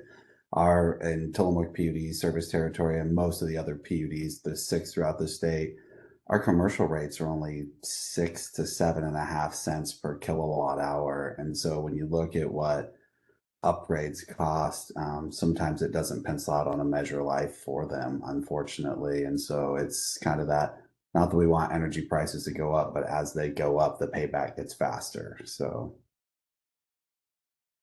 Thank you. I'm gonna modify that sticky if nobody minds to add that low electricity prices and low payback, low simple payback.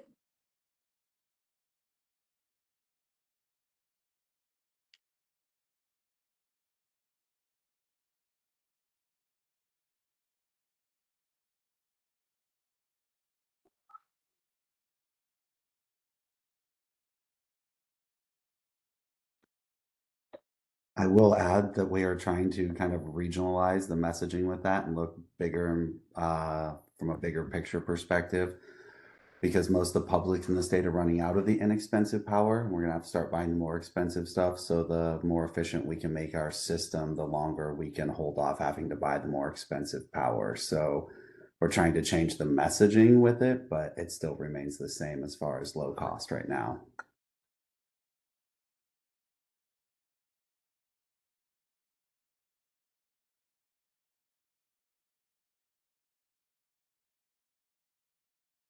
I'm seeing some similar notes to residential on the like tenant versus owner occupied building question here. And I wanted to kind of clarify that we're thinking about large commercial and industrial facilities. And I know that not all of those are owner occupied, but maybe more of them are owner occupied than in small commercial.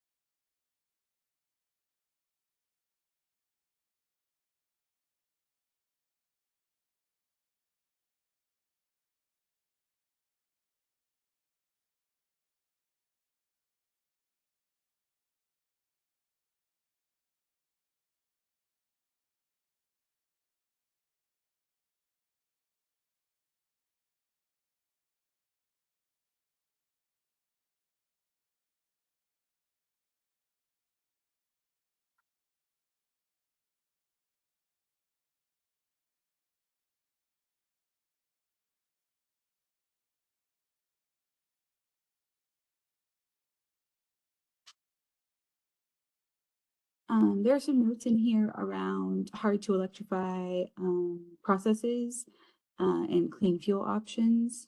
So thinking about those, are there policy barriers to those, the development of those resources that we could include here?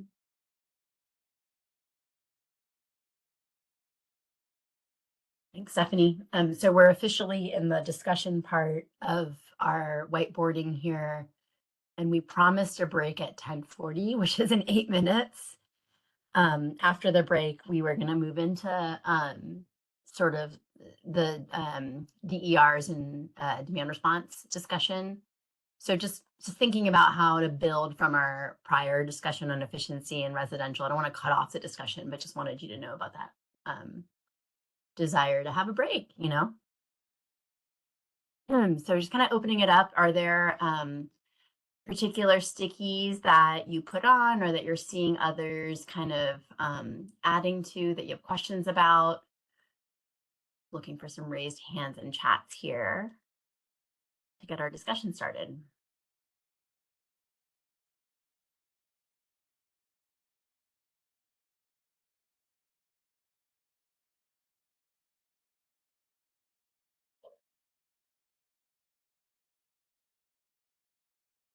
I'm seeing I'm seeing some pretty interesting stickies around industry and just kind of like how, you know, various types of industry are different and have different needs and requirements. So one here is that some of those processes might be difficult or impossible to electrify. I think we have a couple hands raised too, great. Richie. I see them now. Okay, let's see. I have Mary, and then after that, Bob.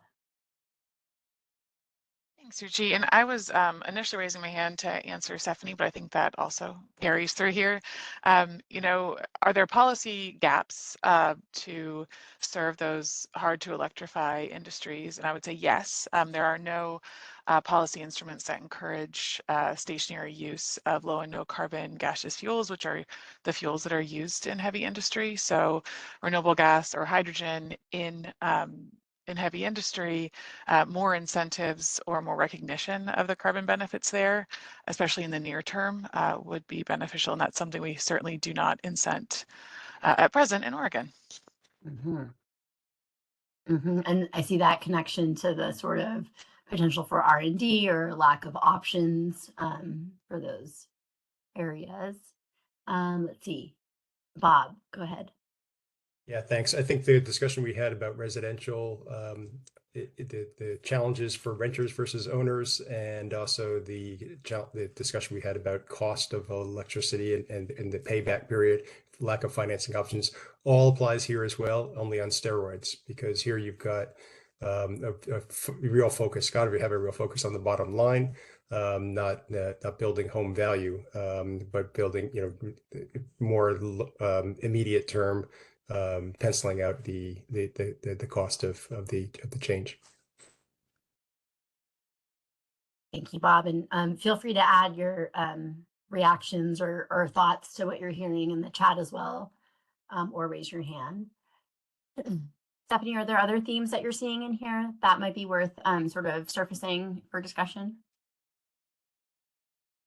Yeah, I think it's worth noting. I've seen a couple in here thinking about how comprehensive retrofits or larger retrofits kick in the requirement to follow current code and or impact the utility's ability to incent because it changes the required baseline calculations for considering that simple payback.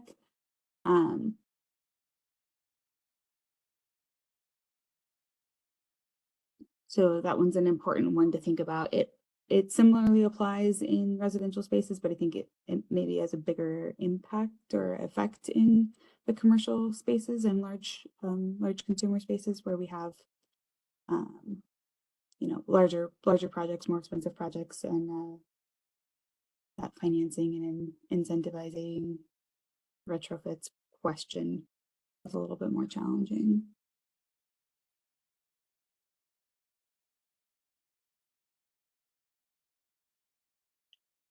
Thanks, Steph.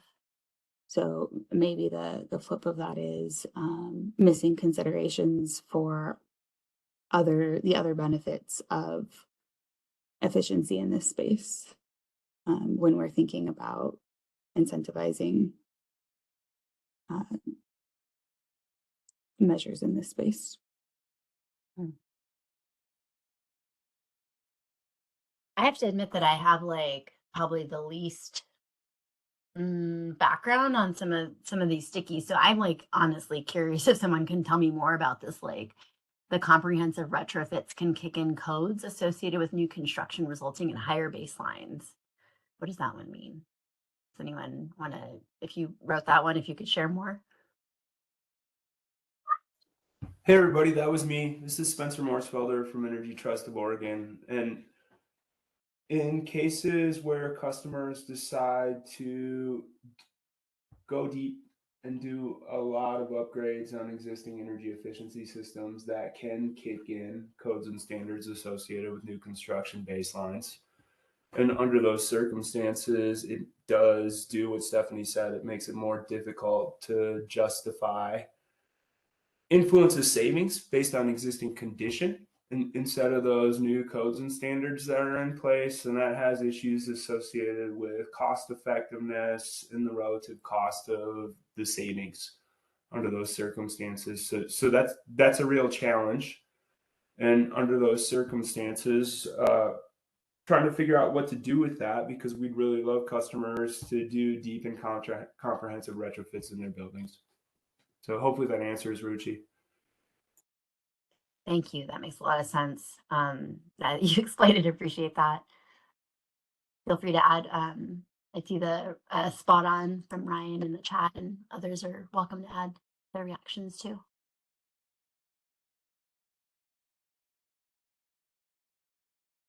I'm not seeing any other raised hands. Anybody else want to sort of speak to some of their specific post-it notes or have questions for ones that you're seeing in here for clarification on what that barrier really is? I'll comment on the sticky that I put in here that says building may have been constructed around existing systems and it's very difficult to upgrade under those circumstances. I think there's this interesting example that we see in a variety of applications where there's existing boilers in buildings that are big and old and kind of kept running on spit and gum and duct tape. but it's really difficult to upgrade those boilers because you essentially have to deconstruct the boiler in a basement, carry the pieces out, and then try to figure out how to get a suitable system into that same building in order to provide that utility that that boiler had been providing. So that's a real issue because the costs associated with that are massive.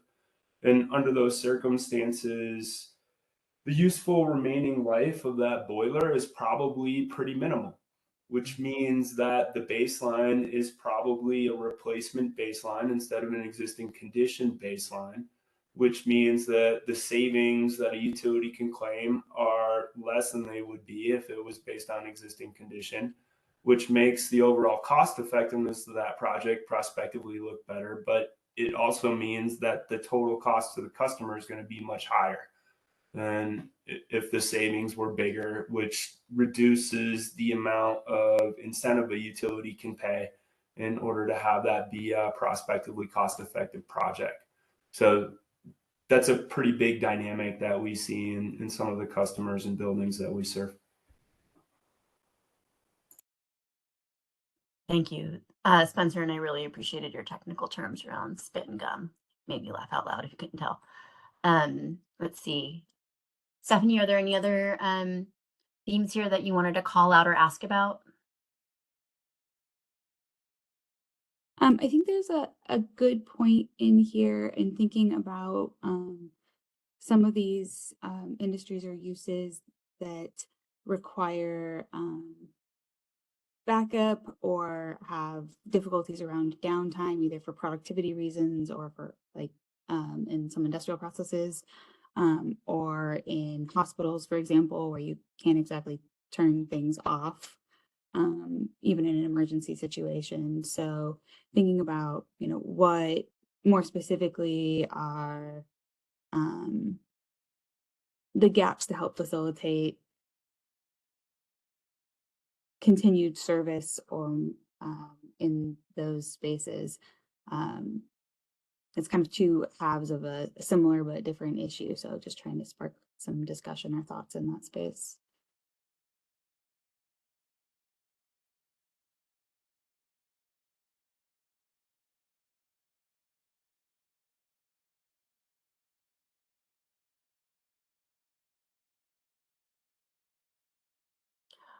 Well, I want to kind of open it up for sort of last reactions or thoughts since we have a break scheduled here. I don't want to keep you too far from it. I see people still adding some ideas, which is great.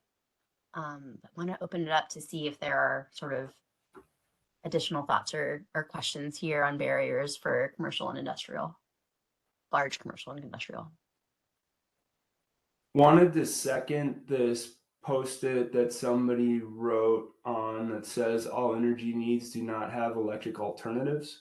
I think that's especially illustrated on the industrial side, where some of these high heat loads that these industrial processes need are difficult to meet with electric alternatives, and under the circumstances, it's going to be hard for us to replace those loads.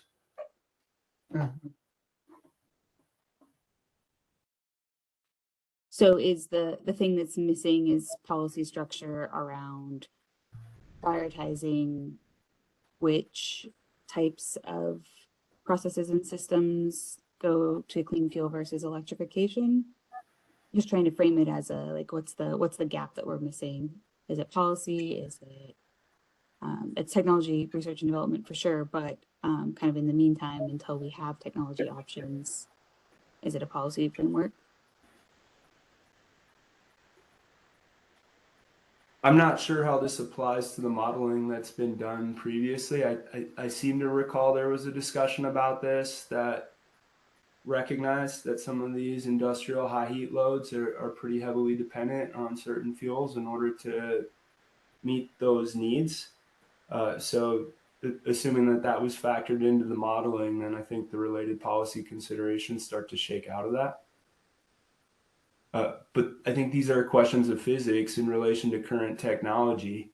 And under the circumstances, there may not be electric alternatives that are available at this point. Industrial heat pumps being an example that provide the heat output that is suitable to maintain those processes.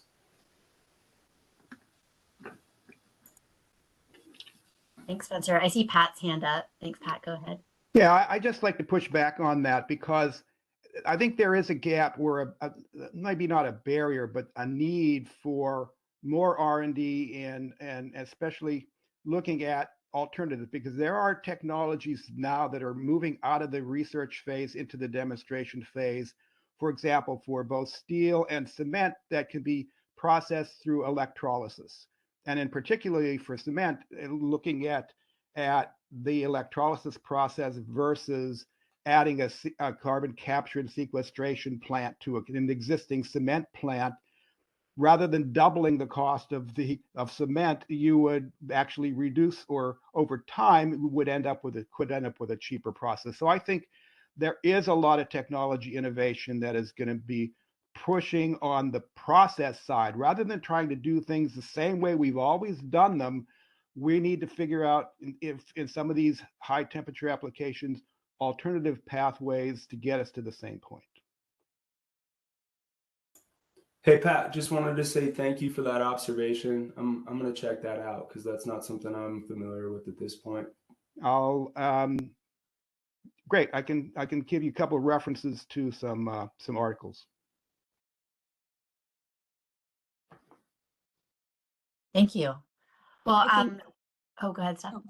yeah, I was just going to chime in and say I think that it's a matter of both and in this space. As the technology develops, we see more alternative solutions coming on board and need to think about being strategic as a state on which solutions are being applied and how the policy framework supports that.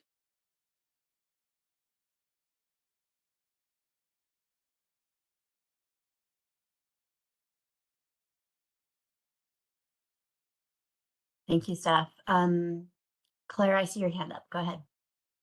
Just sticking with this sort of policy framework for industrial and commercial, and how we overcome, or how we deal with barriers where there's not clear electrification solutions.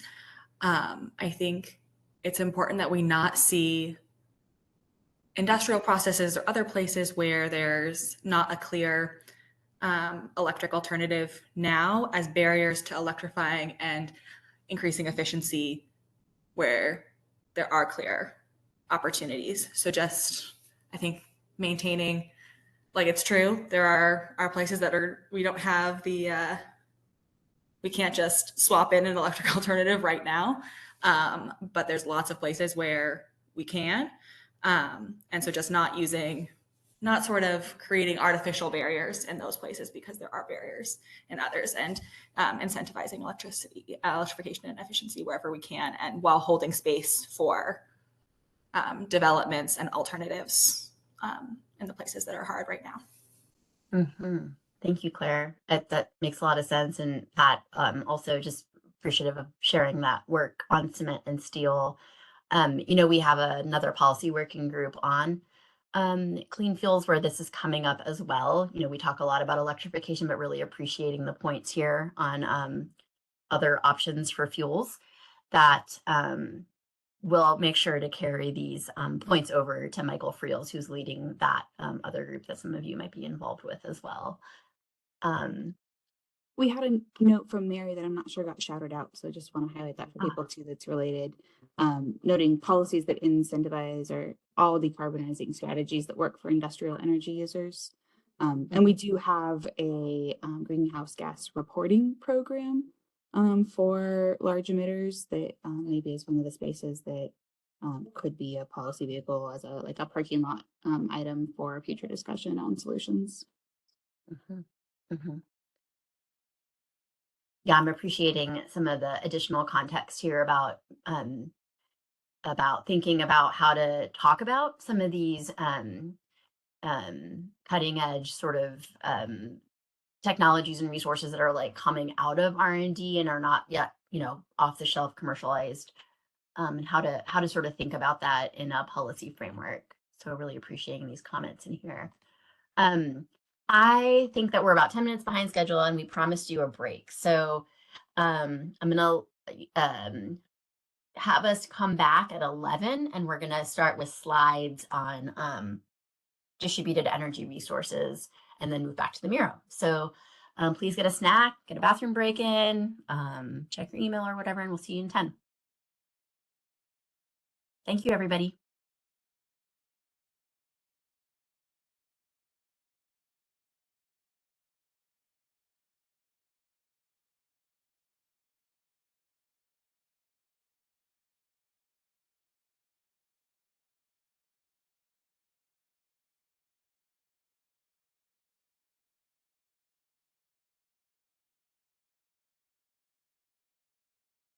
Hey, everyone, I think our 10 minutes is up. If you're back, if you don't mind putting your camera on or just kind of noting in the chat that you're back, we want to make sure we have a critical mass here before we jump back into the slides. Okay, I see Pat is back, Nick, Christina, thank you. Charity's back. Claire, I see your thumbs up. Sam, David, Spencer, Mary, thank you.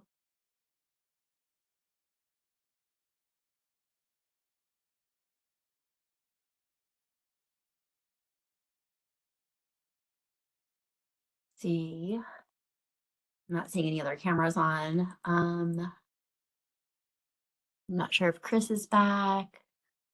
Jake.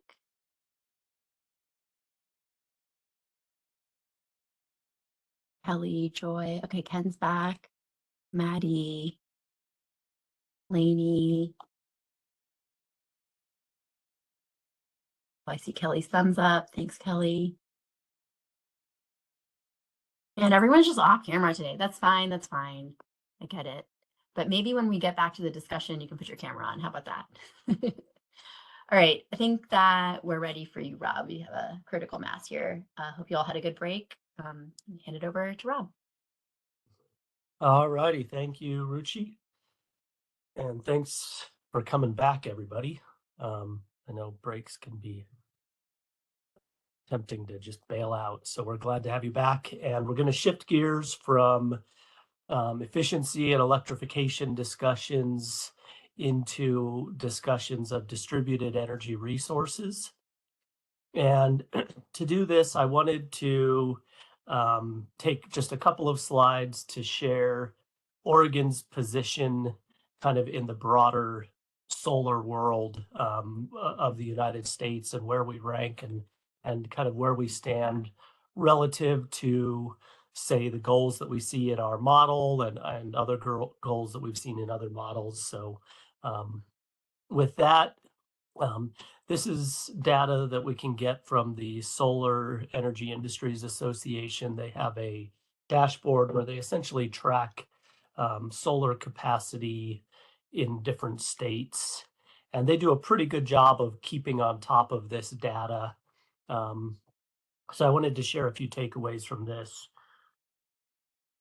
And the first is that Oregon just happens to be the median solar state. We're ranked 25th in the country for total installed capacity with just under 2 gigawatts of total capacity to date.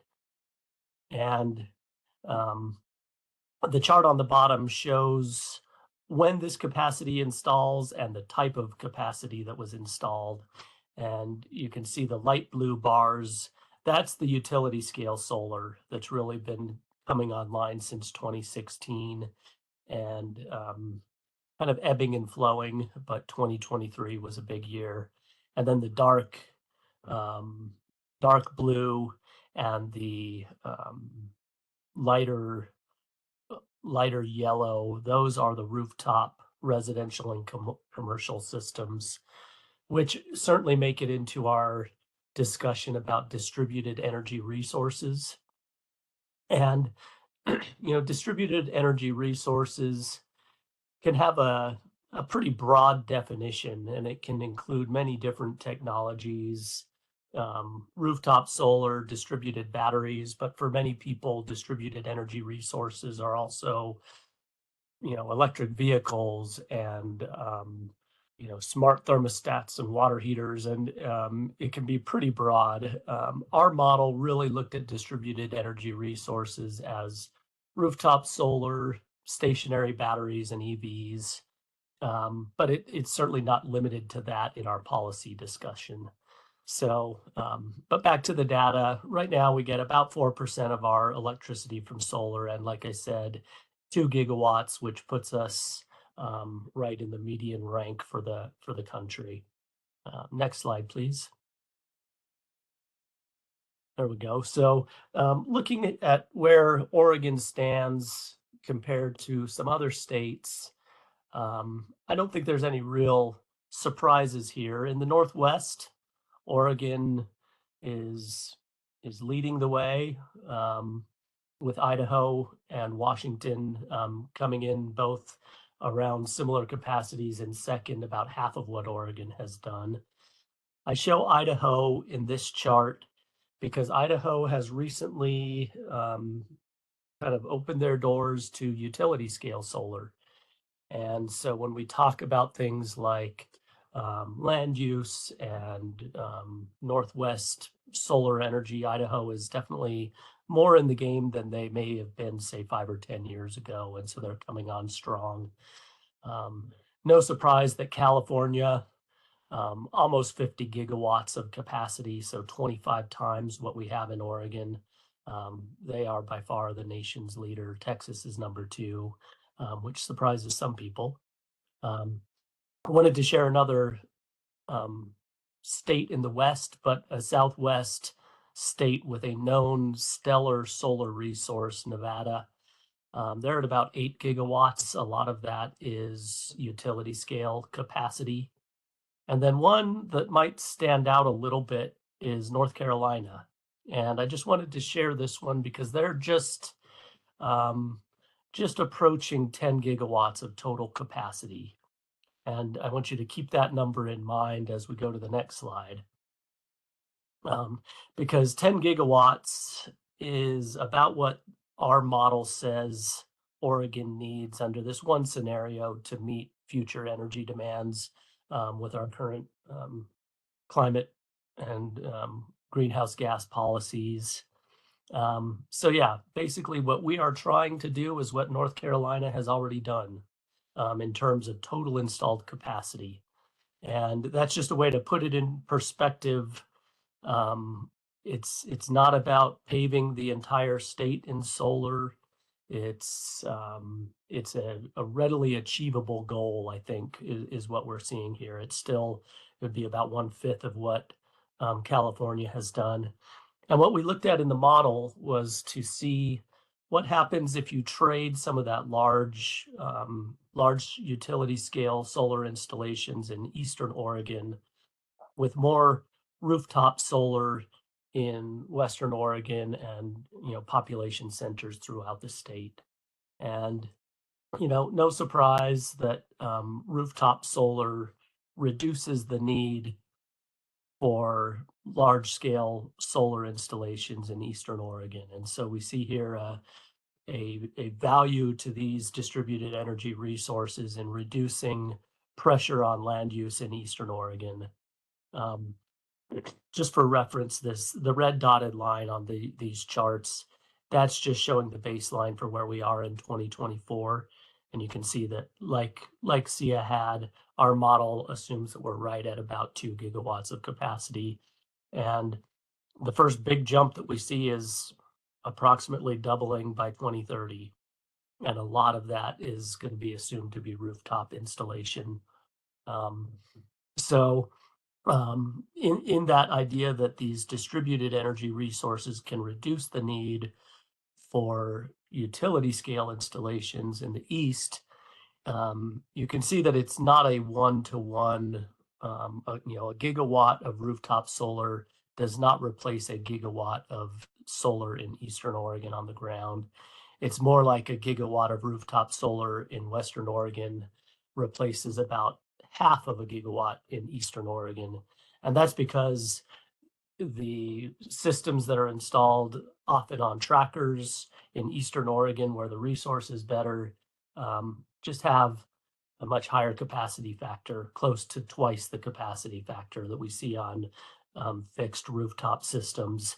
But that's not to say we shouldn't do them, because for every gigawatt of solar that we install on a rooftop, we're saving about 2,500 acres of land in Eastern Oregon. So it's a trade-off. We know that it's more expensive, but it brings with it these other benefits. And land use or reduced land use is not the only benefit that we see from these distributed energy resources. There are some other things that are even harder to quantify, especially monetarily, like resilience benefits. And, you know, community resilience is one of those things that Oregon has been leading the way on, but still struggles with quantifying the financial value of some of these benefits. So with that said, I think we have one more slide. A couple questions that you might be able to address. And one is, if from the North Carolina example, whether you know this North Carolina split between utility scale and rooftop on that one. And then that was Bob's question. Then Claire was wondering if the 7.5 billion in the DER scenario accounted for any savings in transmission cost or need. Yeah, two excellent questions. I don't know off the top of my head the split in North Carolina, except that they have installed a lot of utility scale solar in North Carolina.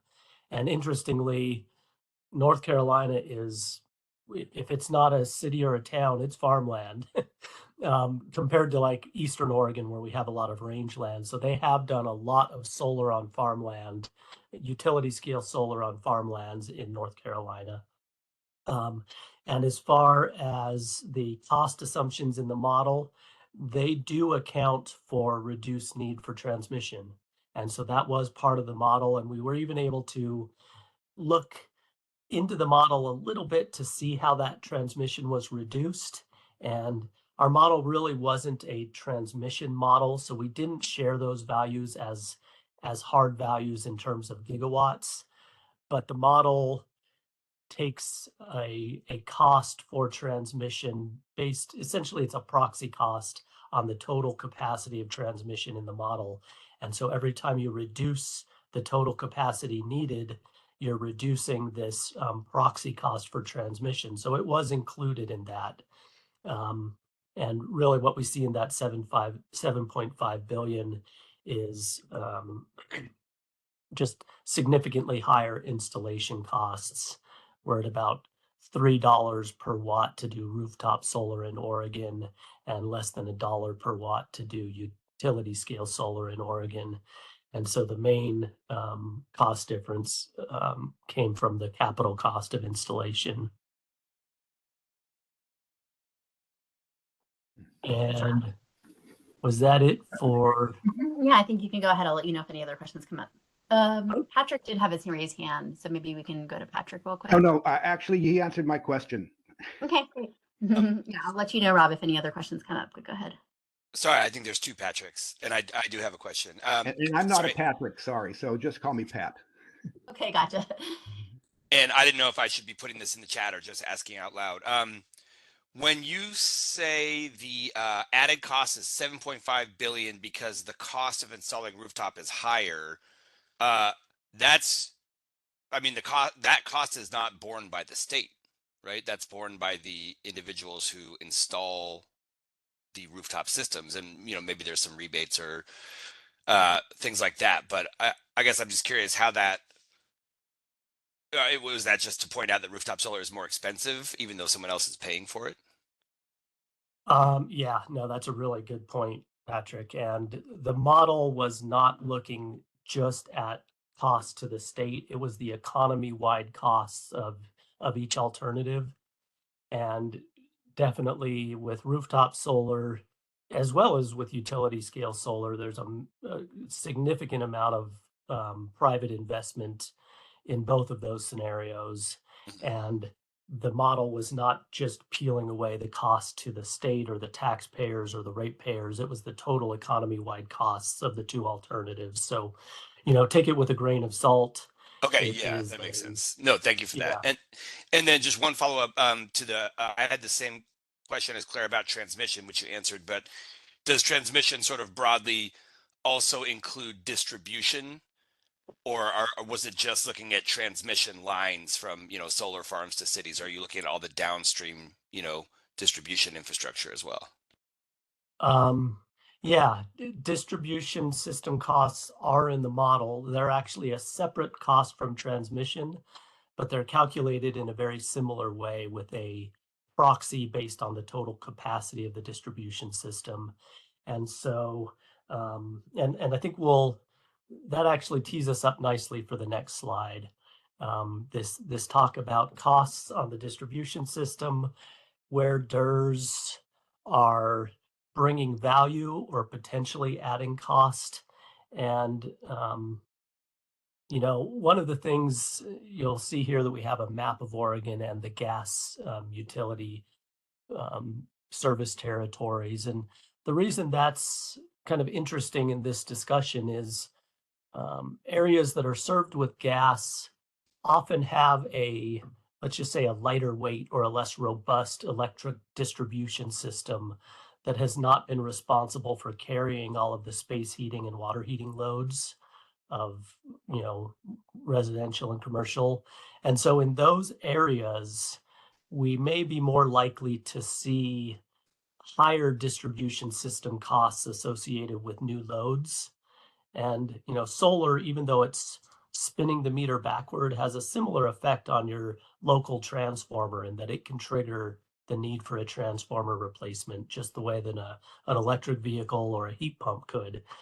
And so we see in this case, and we looked at this a little bit with electric vehicles, is that in a lot of ways, rural Oregon, areas that are not served with gas already, in some ways are a little more prepared for the transition to more heat pumps and electric vehicles, because that distribution system is a little more robust and already sized for space heating.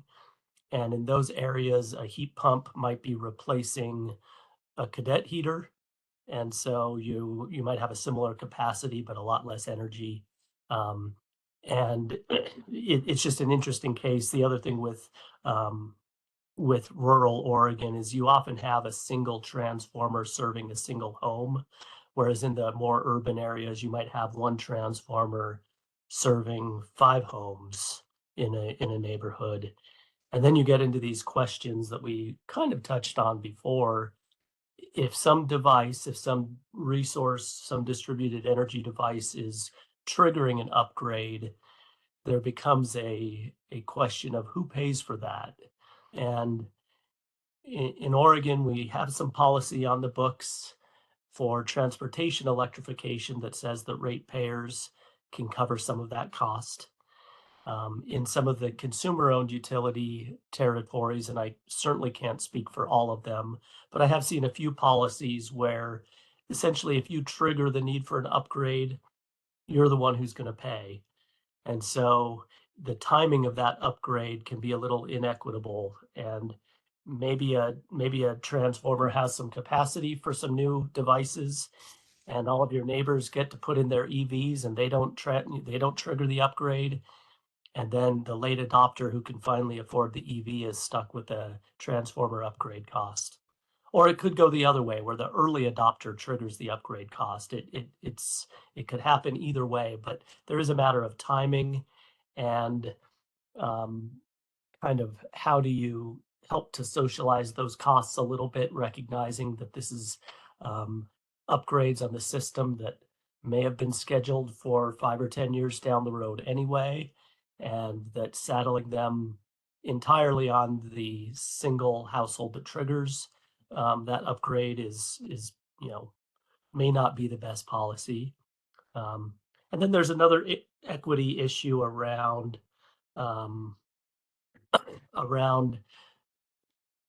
how we can electrify in some areas. It's not just the distribution system, but a lot of the older houses might only have a 60 amp service panel. And so we have this idea, I think everyone's heard about solar ready on a house, but you could imagine a house as also being kind of DER ready, and just how many enabling upgrades are going to be necessary for any given household to be able to install a stationary battery or an electric vehicle or even a heat pump. So there are some issues that we see with the age of housing stock and some equity issues around the ability to install some of these devices in a way that's maybe not cost effective, but more or less cost effective than your neighbors. So I think I will stop there on the framing of this. We're going to be moving into another Miro board specifically about these distributed energy resources. I'd like to just remind folks that our next brainstorming exercise is going to be on demand response. And there's a lot of overlap between these two. So if we can keep our thoughts really on the barriers to adoption of these distributed energy resources first, and then we'll talk about demand response next and how we might be using those resources. So yeah, I think we will be opening up another Miro board unless there's any questions on any of those slides. I'm not seeing questions, a few comments. Ryan, thanks for flagging the natural gas in Tillamook County piece. There, we're following up on that visual. I shared a couple of links to the North Carolina question. Mark Heiser did have a question about the output difference in kilowatt hours per year in Western versus Eastern Oregon, and whether that was taken into account for output per installed kW of solar. That's the only question I'm seeing before moving into the Miro, Ryan, from from Mark. Yeah. Yeah, that was definitely taken into effect or into account in the model, and the multiplier for rooftop solar in Western Oregon is something like 1.1 kilowatt hours per watt installed. And in Eastern Oregon, that number can go up to 1.5 or higher for ground mounted systems, kilowatt hours per watt installed. So that was definitely included in the model, and it looks like we have an error in that map, and I actually pulled that from one of our reports, so maybe maybe about the gas territory or something. I'm not sure about that one. And then Bob has his hand up as well. Go ahead, Bob. Yeah, thanks. Just a quick question, because we talk about rooftop versus utility scale solar. Well, there's something in between as well, which is more local community solar, which is certainly not utility scale, but allows households that have shade on their roof or something to get together and pool their resources to develop. Where does that sit in all of this? It's not, obviously it's not behind the meter, but nor is it utility scale. Yeah, no, that's a really great point. And the SIA data actually does account for community solar projects. For our discussions today, we are focused on behind the meter. And so community solar and utility scale solar, while we're seeing some overlap of benefits and cause and effect on land use and things like that from the rooftop, we really want to talk about the barriers to the behind the meter systems.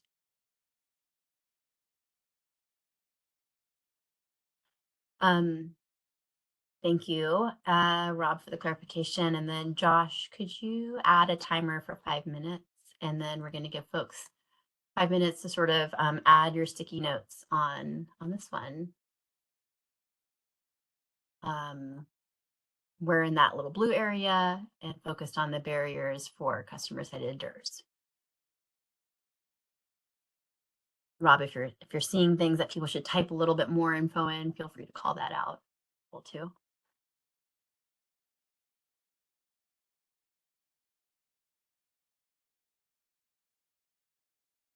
And just a reminder, we have another parking lot bike rack at the bottom if there's something coming to mind that doesn't exactly fit into the barriers on customer-sited DERs here.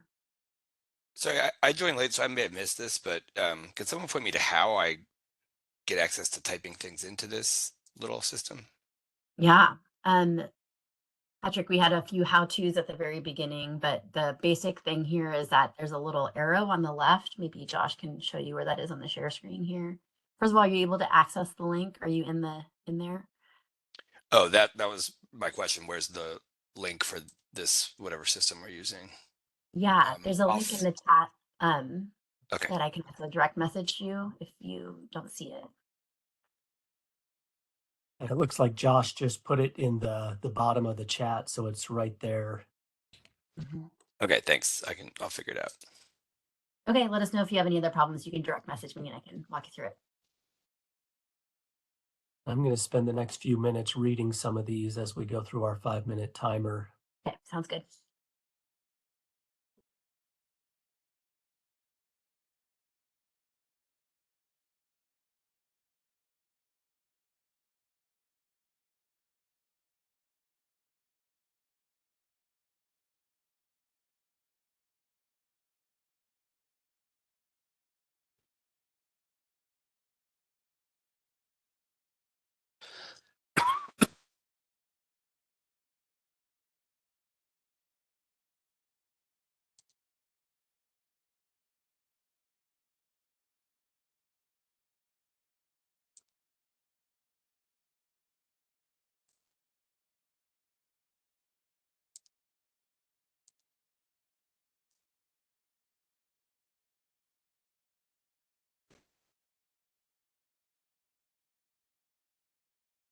Seeing a couple of post-its here. One, trust in door-to-door sales offers, and another about consumer confusion. And those both fit in a larger kind of category of consumer protection. And I'm really glad that this made it onto the Miro board here, because that's a big issue across the country, is some very dishonest sales practices that we've seen in the solar industry. And we do see that there's some work on this already on the policy front in Oregon. OSEA and eWeb have actually been working together on a bill that's going to look similar to what they've put forward in Washington, to try to curb these high pressure sales practices and financing tools that are really pretty bad. And so I'm glad that made the board. Yeah, I mean, if I could just speak on behalf of OSEA here, we introduced legislation kind of to police ourselves on this, and we're working, as you said, there's actually 2 bills that we're kind of working to synthesize. So we are trying to take proactive action on that. Yeah, thanks, Patrick. And Patrick, if you want to throw the bill numbers into the chat for people's awareness, that's fine. We're not obviously replicating the capital in this room, but I think there are obviously some policy nuggets in those bills that have some overlap to the discussion here. Thank you. Sure. As we talk about bills and current policies that are either barriers or ways to progress DERs, and I don't want to get totally stuck just on rooftop solar, but there are a couple of bills this session relating to net metering, and we see bills on net metering almost every session. This year, House Bill 2656 proposes to eliminate the 0.5% net aggregate cap on for the limit on net metering for IOUs to essentially, or for any utility to have to offer net metering. And so we're seeing a bill to eliminate that aggregate capacity cap. And then there's another one, Senate Bill 217, which it does a couple of things relating to payments instead of credits, but the way I read it, it would essentially eliminate the monthly net metering policy that we have in Oregon right now, allowing for surplus to be carried forward in favor of monthly payments at avoided cost. And so it would eliminate the that monthly roll forward that we see, especially in investor-owned utility territories. It would eliminate that. So these are just bills that are posted. We see them every year, but it's certainly net metering is a frequent topic in this discussion.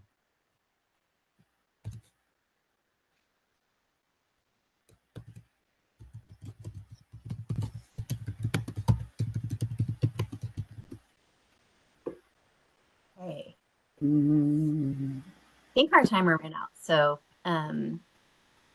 let's see what people have on here and what we can encourage for discussion. I'll just give a time check that we have a couple slides on demand response after this. So we have a good 20 minutes though here to talk further, I think.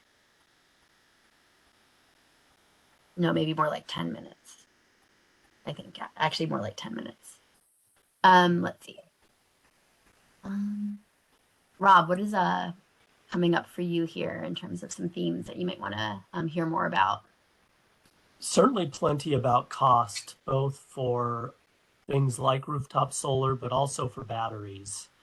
And that's a really good one because batteries make solar a whole lot more valuable to utilities, but they are still extremely expensive. And we see a lot of really promising cost projections that just haven't materialized in Oregon yet. So fixed cost of batteries, or the high cost of batteries, is certainly one that I'm glad made it to this board.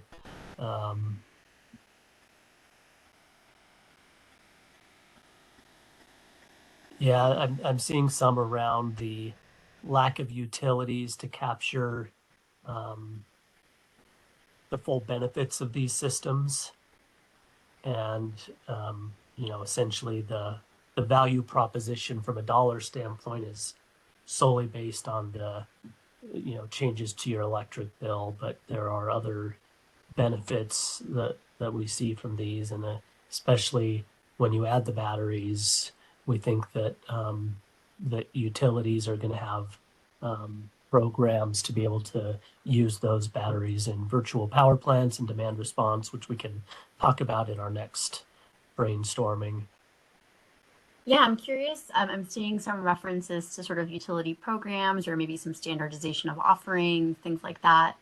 I know we have a few utility perspectives on the line and wanted to see if anybody wanted to talk more about what those utility program sticky notes are about, like who put those sticky notes on, if you want to verbalize some of that, and maybe we can hear from some of the utilities on how they're feeling those barriers to maximizing benefits.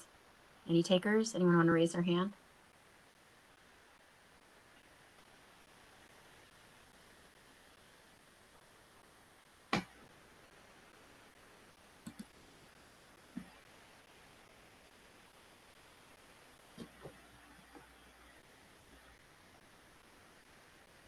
Another theme that I'm seeing here are related to physical constraints for putting devices on a rooftop, or inability to do these on, say, manufactured or mobile homes where you may have a membrane over foam roof where you don't want to put holes in that.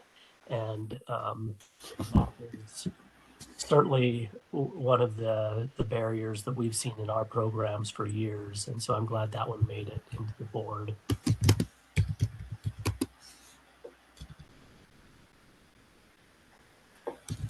Thanks, Rob.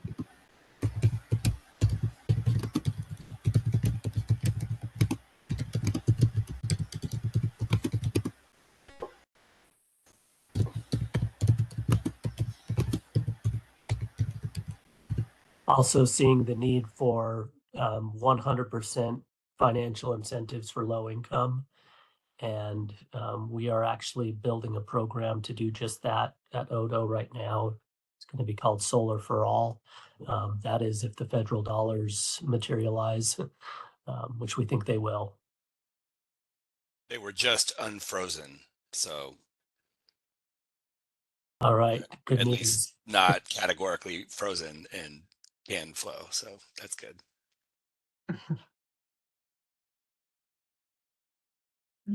Maybe call out a few more things I'm seeing here.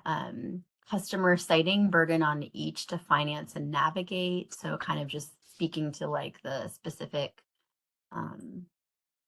customers themselves, kind of having to navigate a complicated system here. Need for education on the opportunities, costs, and benefits. Anyone to speak to sort of the customer difficulties here? I tried to call out on the sort of utility programs piece, but maybe the other side wants to speak more on what those barriers look like and feel like.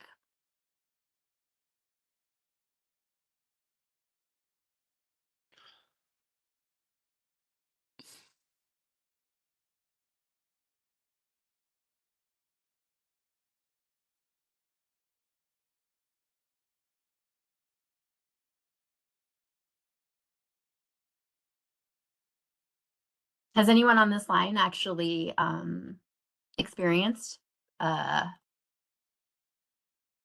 putting in some distributed energy resources? I'm just trying to get people to talk here at this point. Has anyone actually put solar panels on their roof? Anyone have a battery? What was the experience like? Were there any barriers? Yeah, I can speak to that. I put a very small system on my house, and the payback is like 15 years. So this point about ROI, I don't have a battery. I'm waiting for EV to home to really make it that more sensible rather than investing in a relatively small fixed size battery. EV batteries are much bigger than fixed size batteries, so I think it seems to me it makes more sense to combine that with an EV. But I think the economics just doesn't work quite the way it does in New York State, for example, where payback was 3 to 5 years for most people for many years. Yeah, and again, this is Patrick from the Solar and Storage Association. That is probably the main. I think someone mentioned earlier, like the blessing of low electricity costs also means that there's not a great payback against those, which is not necessarily a problem if we're supplying all the state's electricity needs cleanly and cheaply. That's a good thing. But I would say in a state like Oregon, that does, we are blessed with a lot of small hydro and other ways that we can get cheap electricity that's relatively environmentally friendly, at least for now.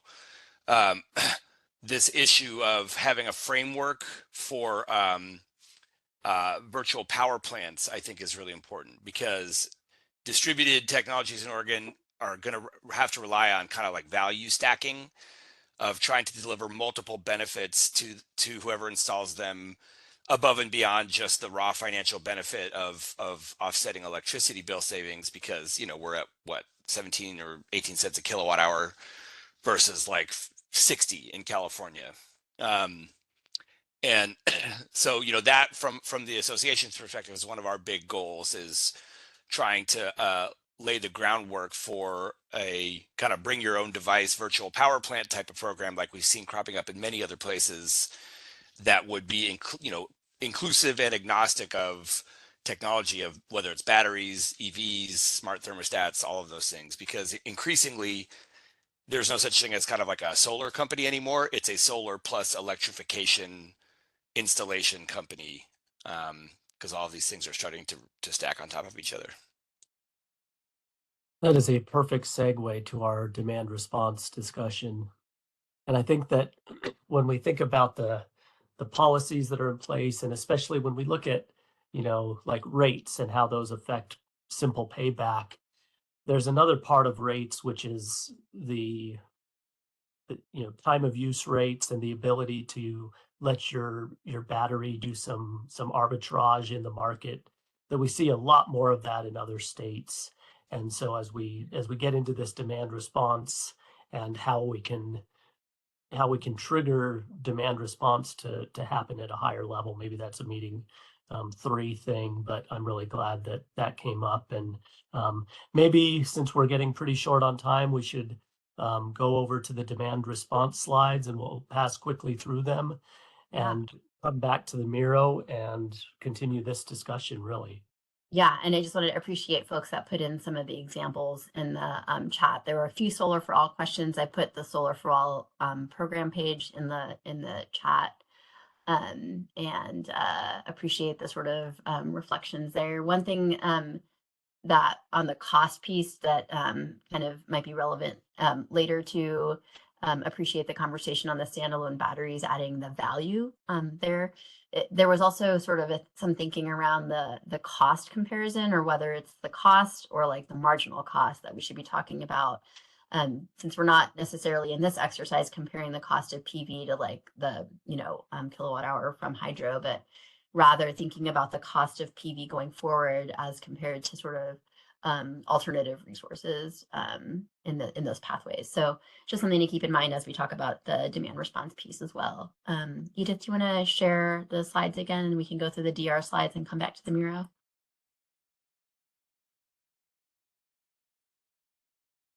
Thank you. There we go. So yeah, with demand response, we looked at two different scenarios in the model. One was what we call our reference scenario, which had a little less than half a gigawatt of demand response in 2030, going up to about 1.5 demand response in 2050. And you can see in that stack that transportation and those non-stationary batteries, we'll call them in this discussion, make up a significant part of that future opportunity. And just a reminder on this cost curve that limiting demand response, which is the purple line, is more expensive than going for demand response. And what we see with demand response is that it gives us the ability, and maybe we go to the next slide. Demand response is really great because it gives us the ability to offset what is likely the most expensive resources on the grid. These things that are required during periods of peak demand. I've got some information from Portland General Electric's Clean Energy Plan and Integrated Resource Plan on the screen here. We see that summer peak has really taken hold in the Northwest. August in the early evening is a period of peak demand. And that is a time when you would expect to see a lot of cooling needs, and also a time when people might come home from work and plug in their electric vehicles. And so that's both a problem and an opportunity when we talk about demand response and how these resources can help solve the problem. Looking at the projections of demand response in the market, PGE is looking in their reference case for that summer peak of essentially doubling their demand response from about 140 or 150 megawatts now up to close to 300 in 2030. And with that, I think maybe we go to the next slide. PGE has a really great example of demand response in action. Last summer during the heat wave in July, they kicked their demand response programs into action, and you can see here that they were able to do a significant drop on a peak demand scenario of over 100 megawatts, which is pretty close to what they had in that example table from their IRP. And what we see here is that 109 megawatts out of a peak load that's right around 4,300 megawatts is somewhere around 2.5% of that peak that was able to be addressed with demand response. And going back to our model results, the model isn't as easy to extract a peak demand the way that this shows, but the model was showing that by 2030, we were hoping to have about 6% demand response, going up to about 9% in 2050 as a share of the peak load. And so let's go to the next slide. Here's some information from Pacific Power's 2023 IRP.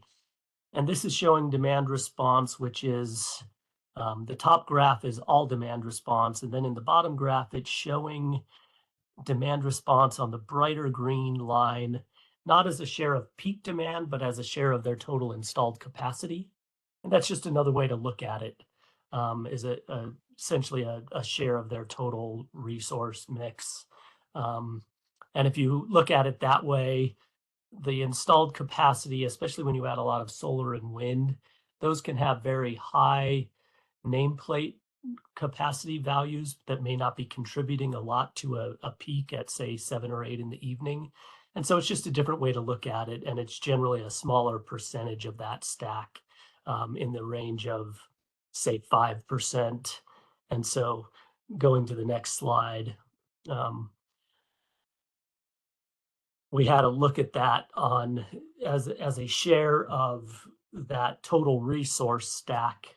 The red line in the bar graph on the left is showing 5% of that resource stack, and the two smaller orange bars are what are modeled for the reference case in the model.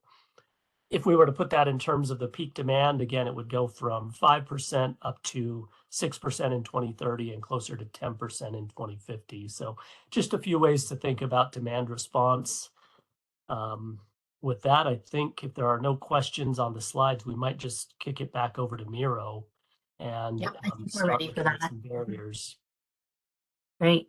Yeah, there was just a comment from David in the chat about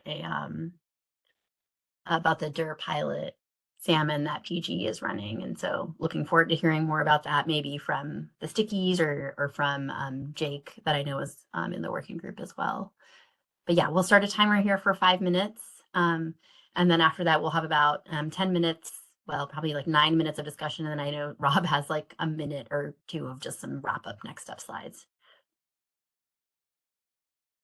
And Rob, feel free to, call out any kind of more specifics people should be typing in, or additional prompts here as you see things come in. Yeah, it's nice to see that folks are already going beyond batteries for this discussion. Thermostats, water heaters, these are, bread and butter devices in demand response. And batteries tend to get a lot of attention because, they're new and they're shiny and it looks like a big iPhone hanging on your wall.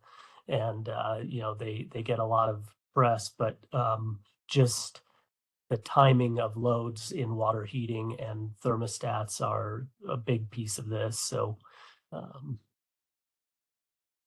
seeing some bring your own device. Oh, sorry, go ahead. I just wanted to highlight for the group that this demand response category is not just residential, right? All buildings. So think outside the residential blocks here as well. Thanks, Steph, for the reminder. Yep. I'm seeing some notes in here about utility designs and programs. And that's a good point about, earlier today we talked about where do policies live. And so far what we've seen in demand response is that these have been utility driven programs. And I think it was David who mentioned in the chat the smart grid testbed that PGE is doing. And I know Pacific Power has piloted some battery programs in Utah and in other places that we think we're going to see coming to Oregon, the utility control of customer sided batteries.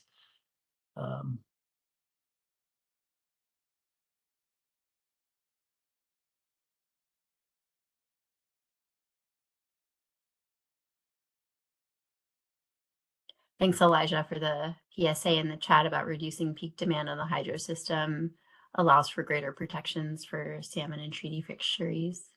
I know that CritFic has done some really great work to surface that connection. Thank you. Yeah, no problem. And just kind of a shout out to some of the studies that have come out from the Lawrence Berkeley National Laboratories on really the kind of bigger picture grid benefits from demand response. We were excited to see some of those that, I don't have the numbers on me, but you can really, really reduce peak and build resiliency from demand response programs. Thank you. And you know, we are talking here about demand response programs to sort of balance our demand and supply. But I know that I'm not actually, I don't know a ton about, but I'm aware of maybe programs that the natural gas utilities also have in terms of managing pressure issues, maybe more from like a resilience or maintenance perspective, and would welcome some of those as well. I'm seeing some really great stickies here around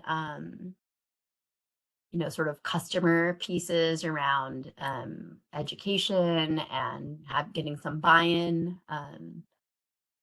especially around the you know, potential concerns that customers might have in utility sort of reaching into the home on behind the meter. And then I'm seeing some pretty interesting stickies here around sort of the benefits that might be undervalued or not specifically quantified, connection to sort of rate design and other utility program pieces here.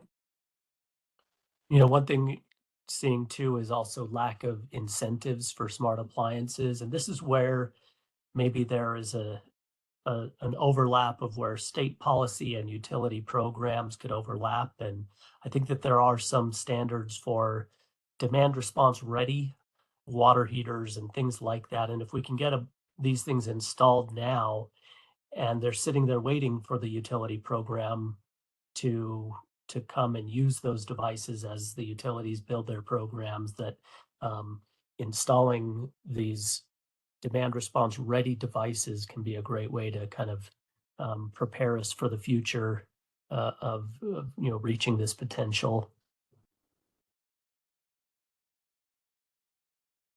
And Stephanie, is that anywhere in the residential code for demand response ready, say water heaters or? It's in our appliance standards, is where the Okay. demand response ready water heaters requirement lives. So that's a place where potentially additional standards could come into play. And then code is where the solar ready house lives. Well, I think we're at the end of our timer, so really just want to focus on the discussion here. You know, I'm really curious about this sticky. I don't know who wrote it, but space heating demand response plus a commissioned system could be a very impactful program. I'm just wondering if whoever wrote that would be willing to share a little bit more on it.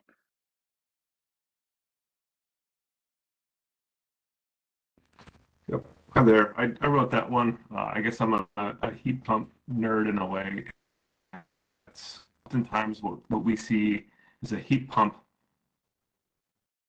not being applied properly, and it all focuses or points back to the control not being set up correctly. So maybe installing a new thermostat has an opportunity to set up and commission that heat pump system correctly, or high kilowatt usage backup heat is minimally used. That's a great segue to thinking about like backup heat systems to the dual fuel houses that we know are on the market. Richie, you were going to call on somebody about that, weren't you? Yeah, was it?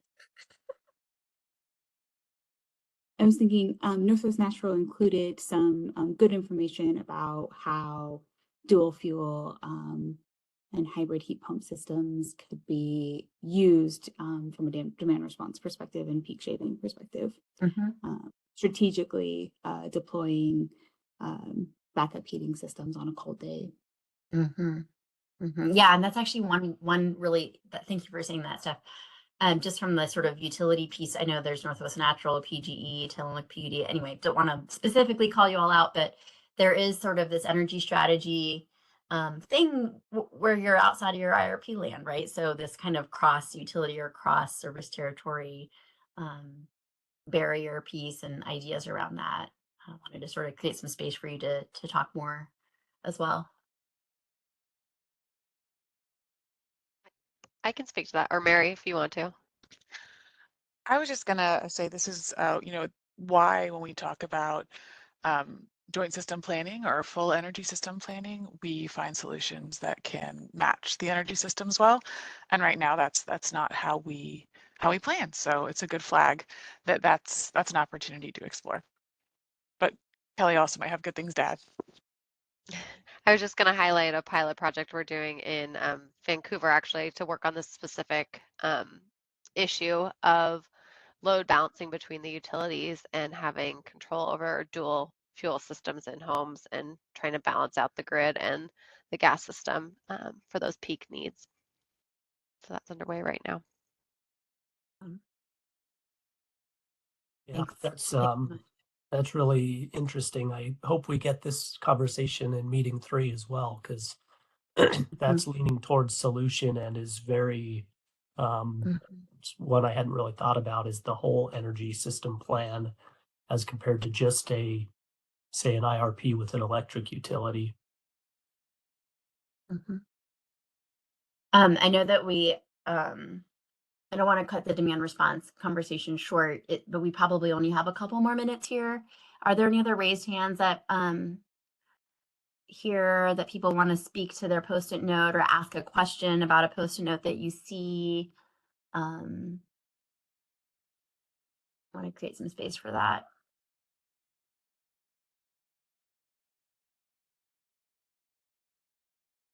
I'm noting Ken's chat as well about the 2026 IRA heat pump tax credit does point to demand response controlled systems. Thanks for adding that.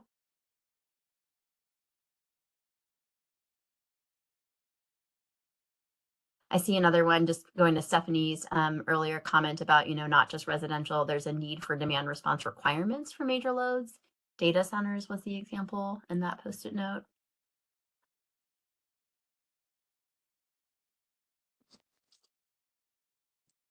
Yeah, hey, I'm glad we put that go one ahead. in there. Yeah, I put that one in there. I don't have anything to back this up, but someone told me that the agreements with the aluminum operators back in the day always had a shut off provision for when there was like, a real need from the grid. And I'm not sure data centers have those. I don't know.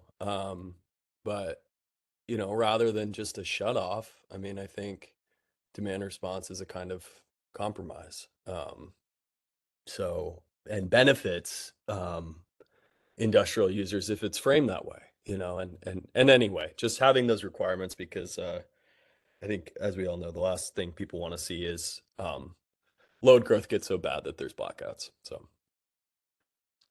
I'm glad this circled back around to data centers, and that study that we mentioned earlier does talk about some demand response opportunities, especially with the HVAC systems. The server loads, the industry has been very reluctant to bring those into demand response discussions, and especially since data centers more and more are being considered critical infrastructure because of how much of emergency operations go through them and things like that. So, but it's a great point for these policy discussions. I wanted to surface 2 other ones. One is kind of around the regulatory side for code. I thought this one was interesting. Code does not currently consider the needs of a building to be grid interactive. Codes are designed for buildings to only be consumers of energy. So feel free to add in the chat or raise your hand if you have some more to say on that one. And then there's kind of a theme that I wanted to surface, starting with this one around CEP talking with low-income homeowners on peak management and their interest and willingness to change behavior, but want to know that all ratepayers are doing their part in changing too, as well as low-income households lack basic weatherization and technology that make demand response participation safe and possible.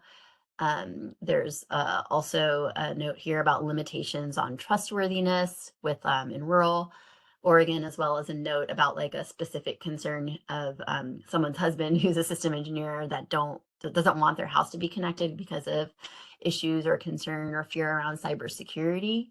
when there's remote control of DERs in the household. So a lot of going back to sort of like, especially for residential, like education and addressing the fears and addressing that with either, more information or protections in place as well. So just tracking to see if there's any reactions to that in the chat. And then I think we're going to need to move on to sort of our next steps. Mark is saying data centers have backup generators. They can swap when needed.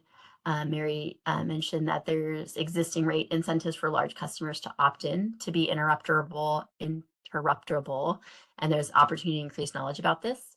Mark from BCD mentions that 90.1, which is what is 90.1? It's like the standard sort of building code that Oregon sort of uses to specify for our state. Mark, you correctly. Yeah, building energy code. Yes. Great. And he mentions that it's actively being modified to consider demand response as a voting member in the 90.1 committee. Those are items that will be in future editions and thus in Oregon code as well. But I'm going to drop it back to the last few slides that Rob wanted to cover before we break. Go ahead, Rob.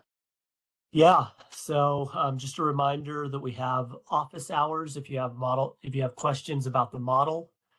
Next Tuesday from 10 to 11, we have office hours specifically about building energy systems and demand response. On the 19th is our next meeting where we get to start talking about solutions. Next slide. This is the full list of the modeling office hours in case you want to join in any of the other discussions from the other policy working groups. Again, ours is March 11th at 10 o'clock. And finally, just want to say thank you to all attendees. This was a extremely enlightening meeting for me, and we got a lot of really excellent content, so thank you. Any final questions about like next steps or when we're going to see you next?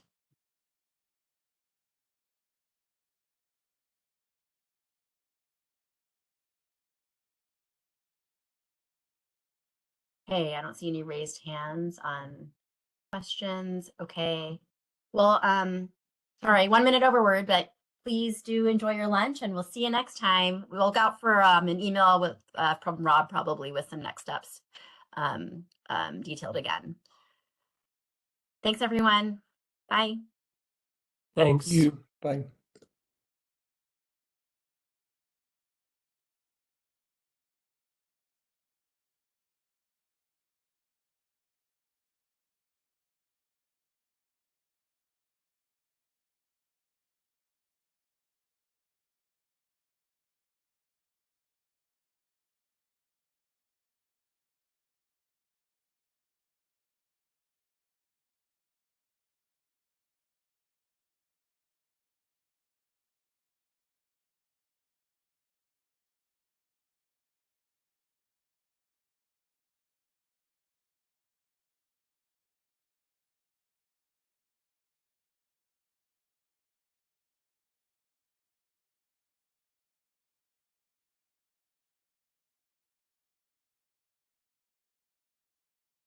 Do we just end it to end it for everybody?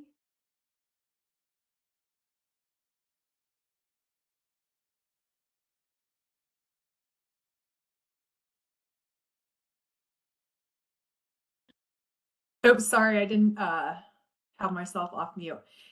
Do you, before we end this, do you have the ability to hit the red button? The End record button? No, here, I'm gonna stop recording. Oops.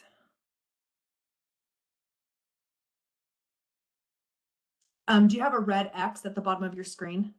Yes, it just says leave webinar though. Oh, it does. Okay. So when you're the host, it will give the end webinar for all. Oh, okay. And Okay. when I click that, that's when it's going to ask me where I want to save the chat files. Mm-hmm. So that's just an FYI for you in the future. Okay, and I can save those on my personal device, or do I save them Yes. on the drive? Okay, okay, cool. You can, yeah, you can, but you have to save them somewhere. I mean, Okay. it's, yeah. And then when Josh later will have like a Teams folder for you to save everything in. He'll send a link to you and then you can transfer it over there. Sorry. Okay, sounds good. Okay, I'm going to save these and then I'm going to hit end webinar so that'll boot you out. Okay, sounds good. Have a good lunch. All right, you too. Bye.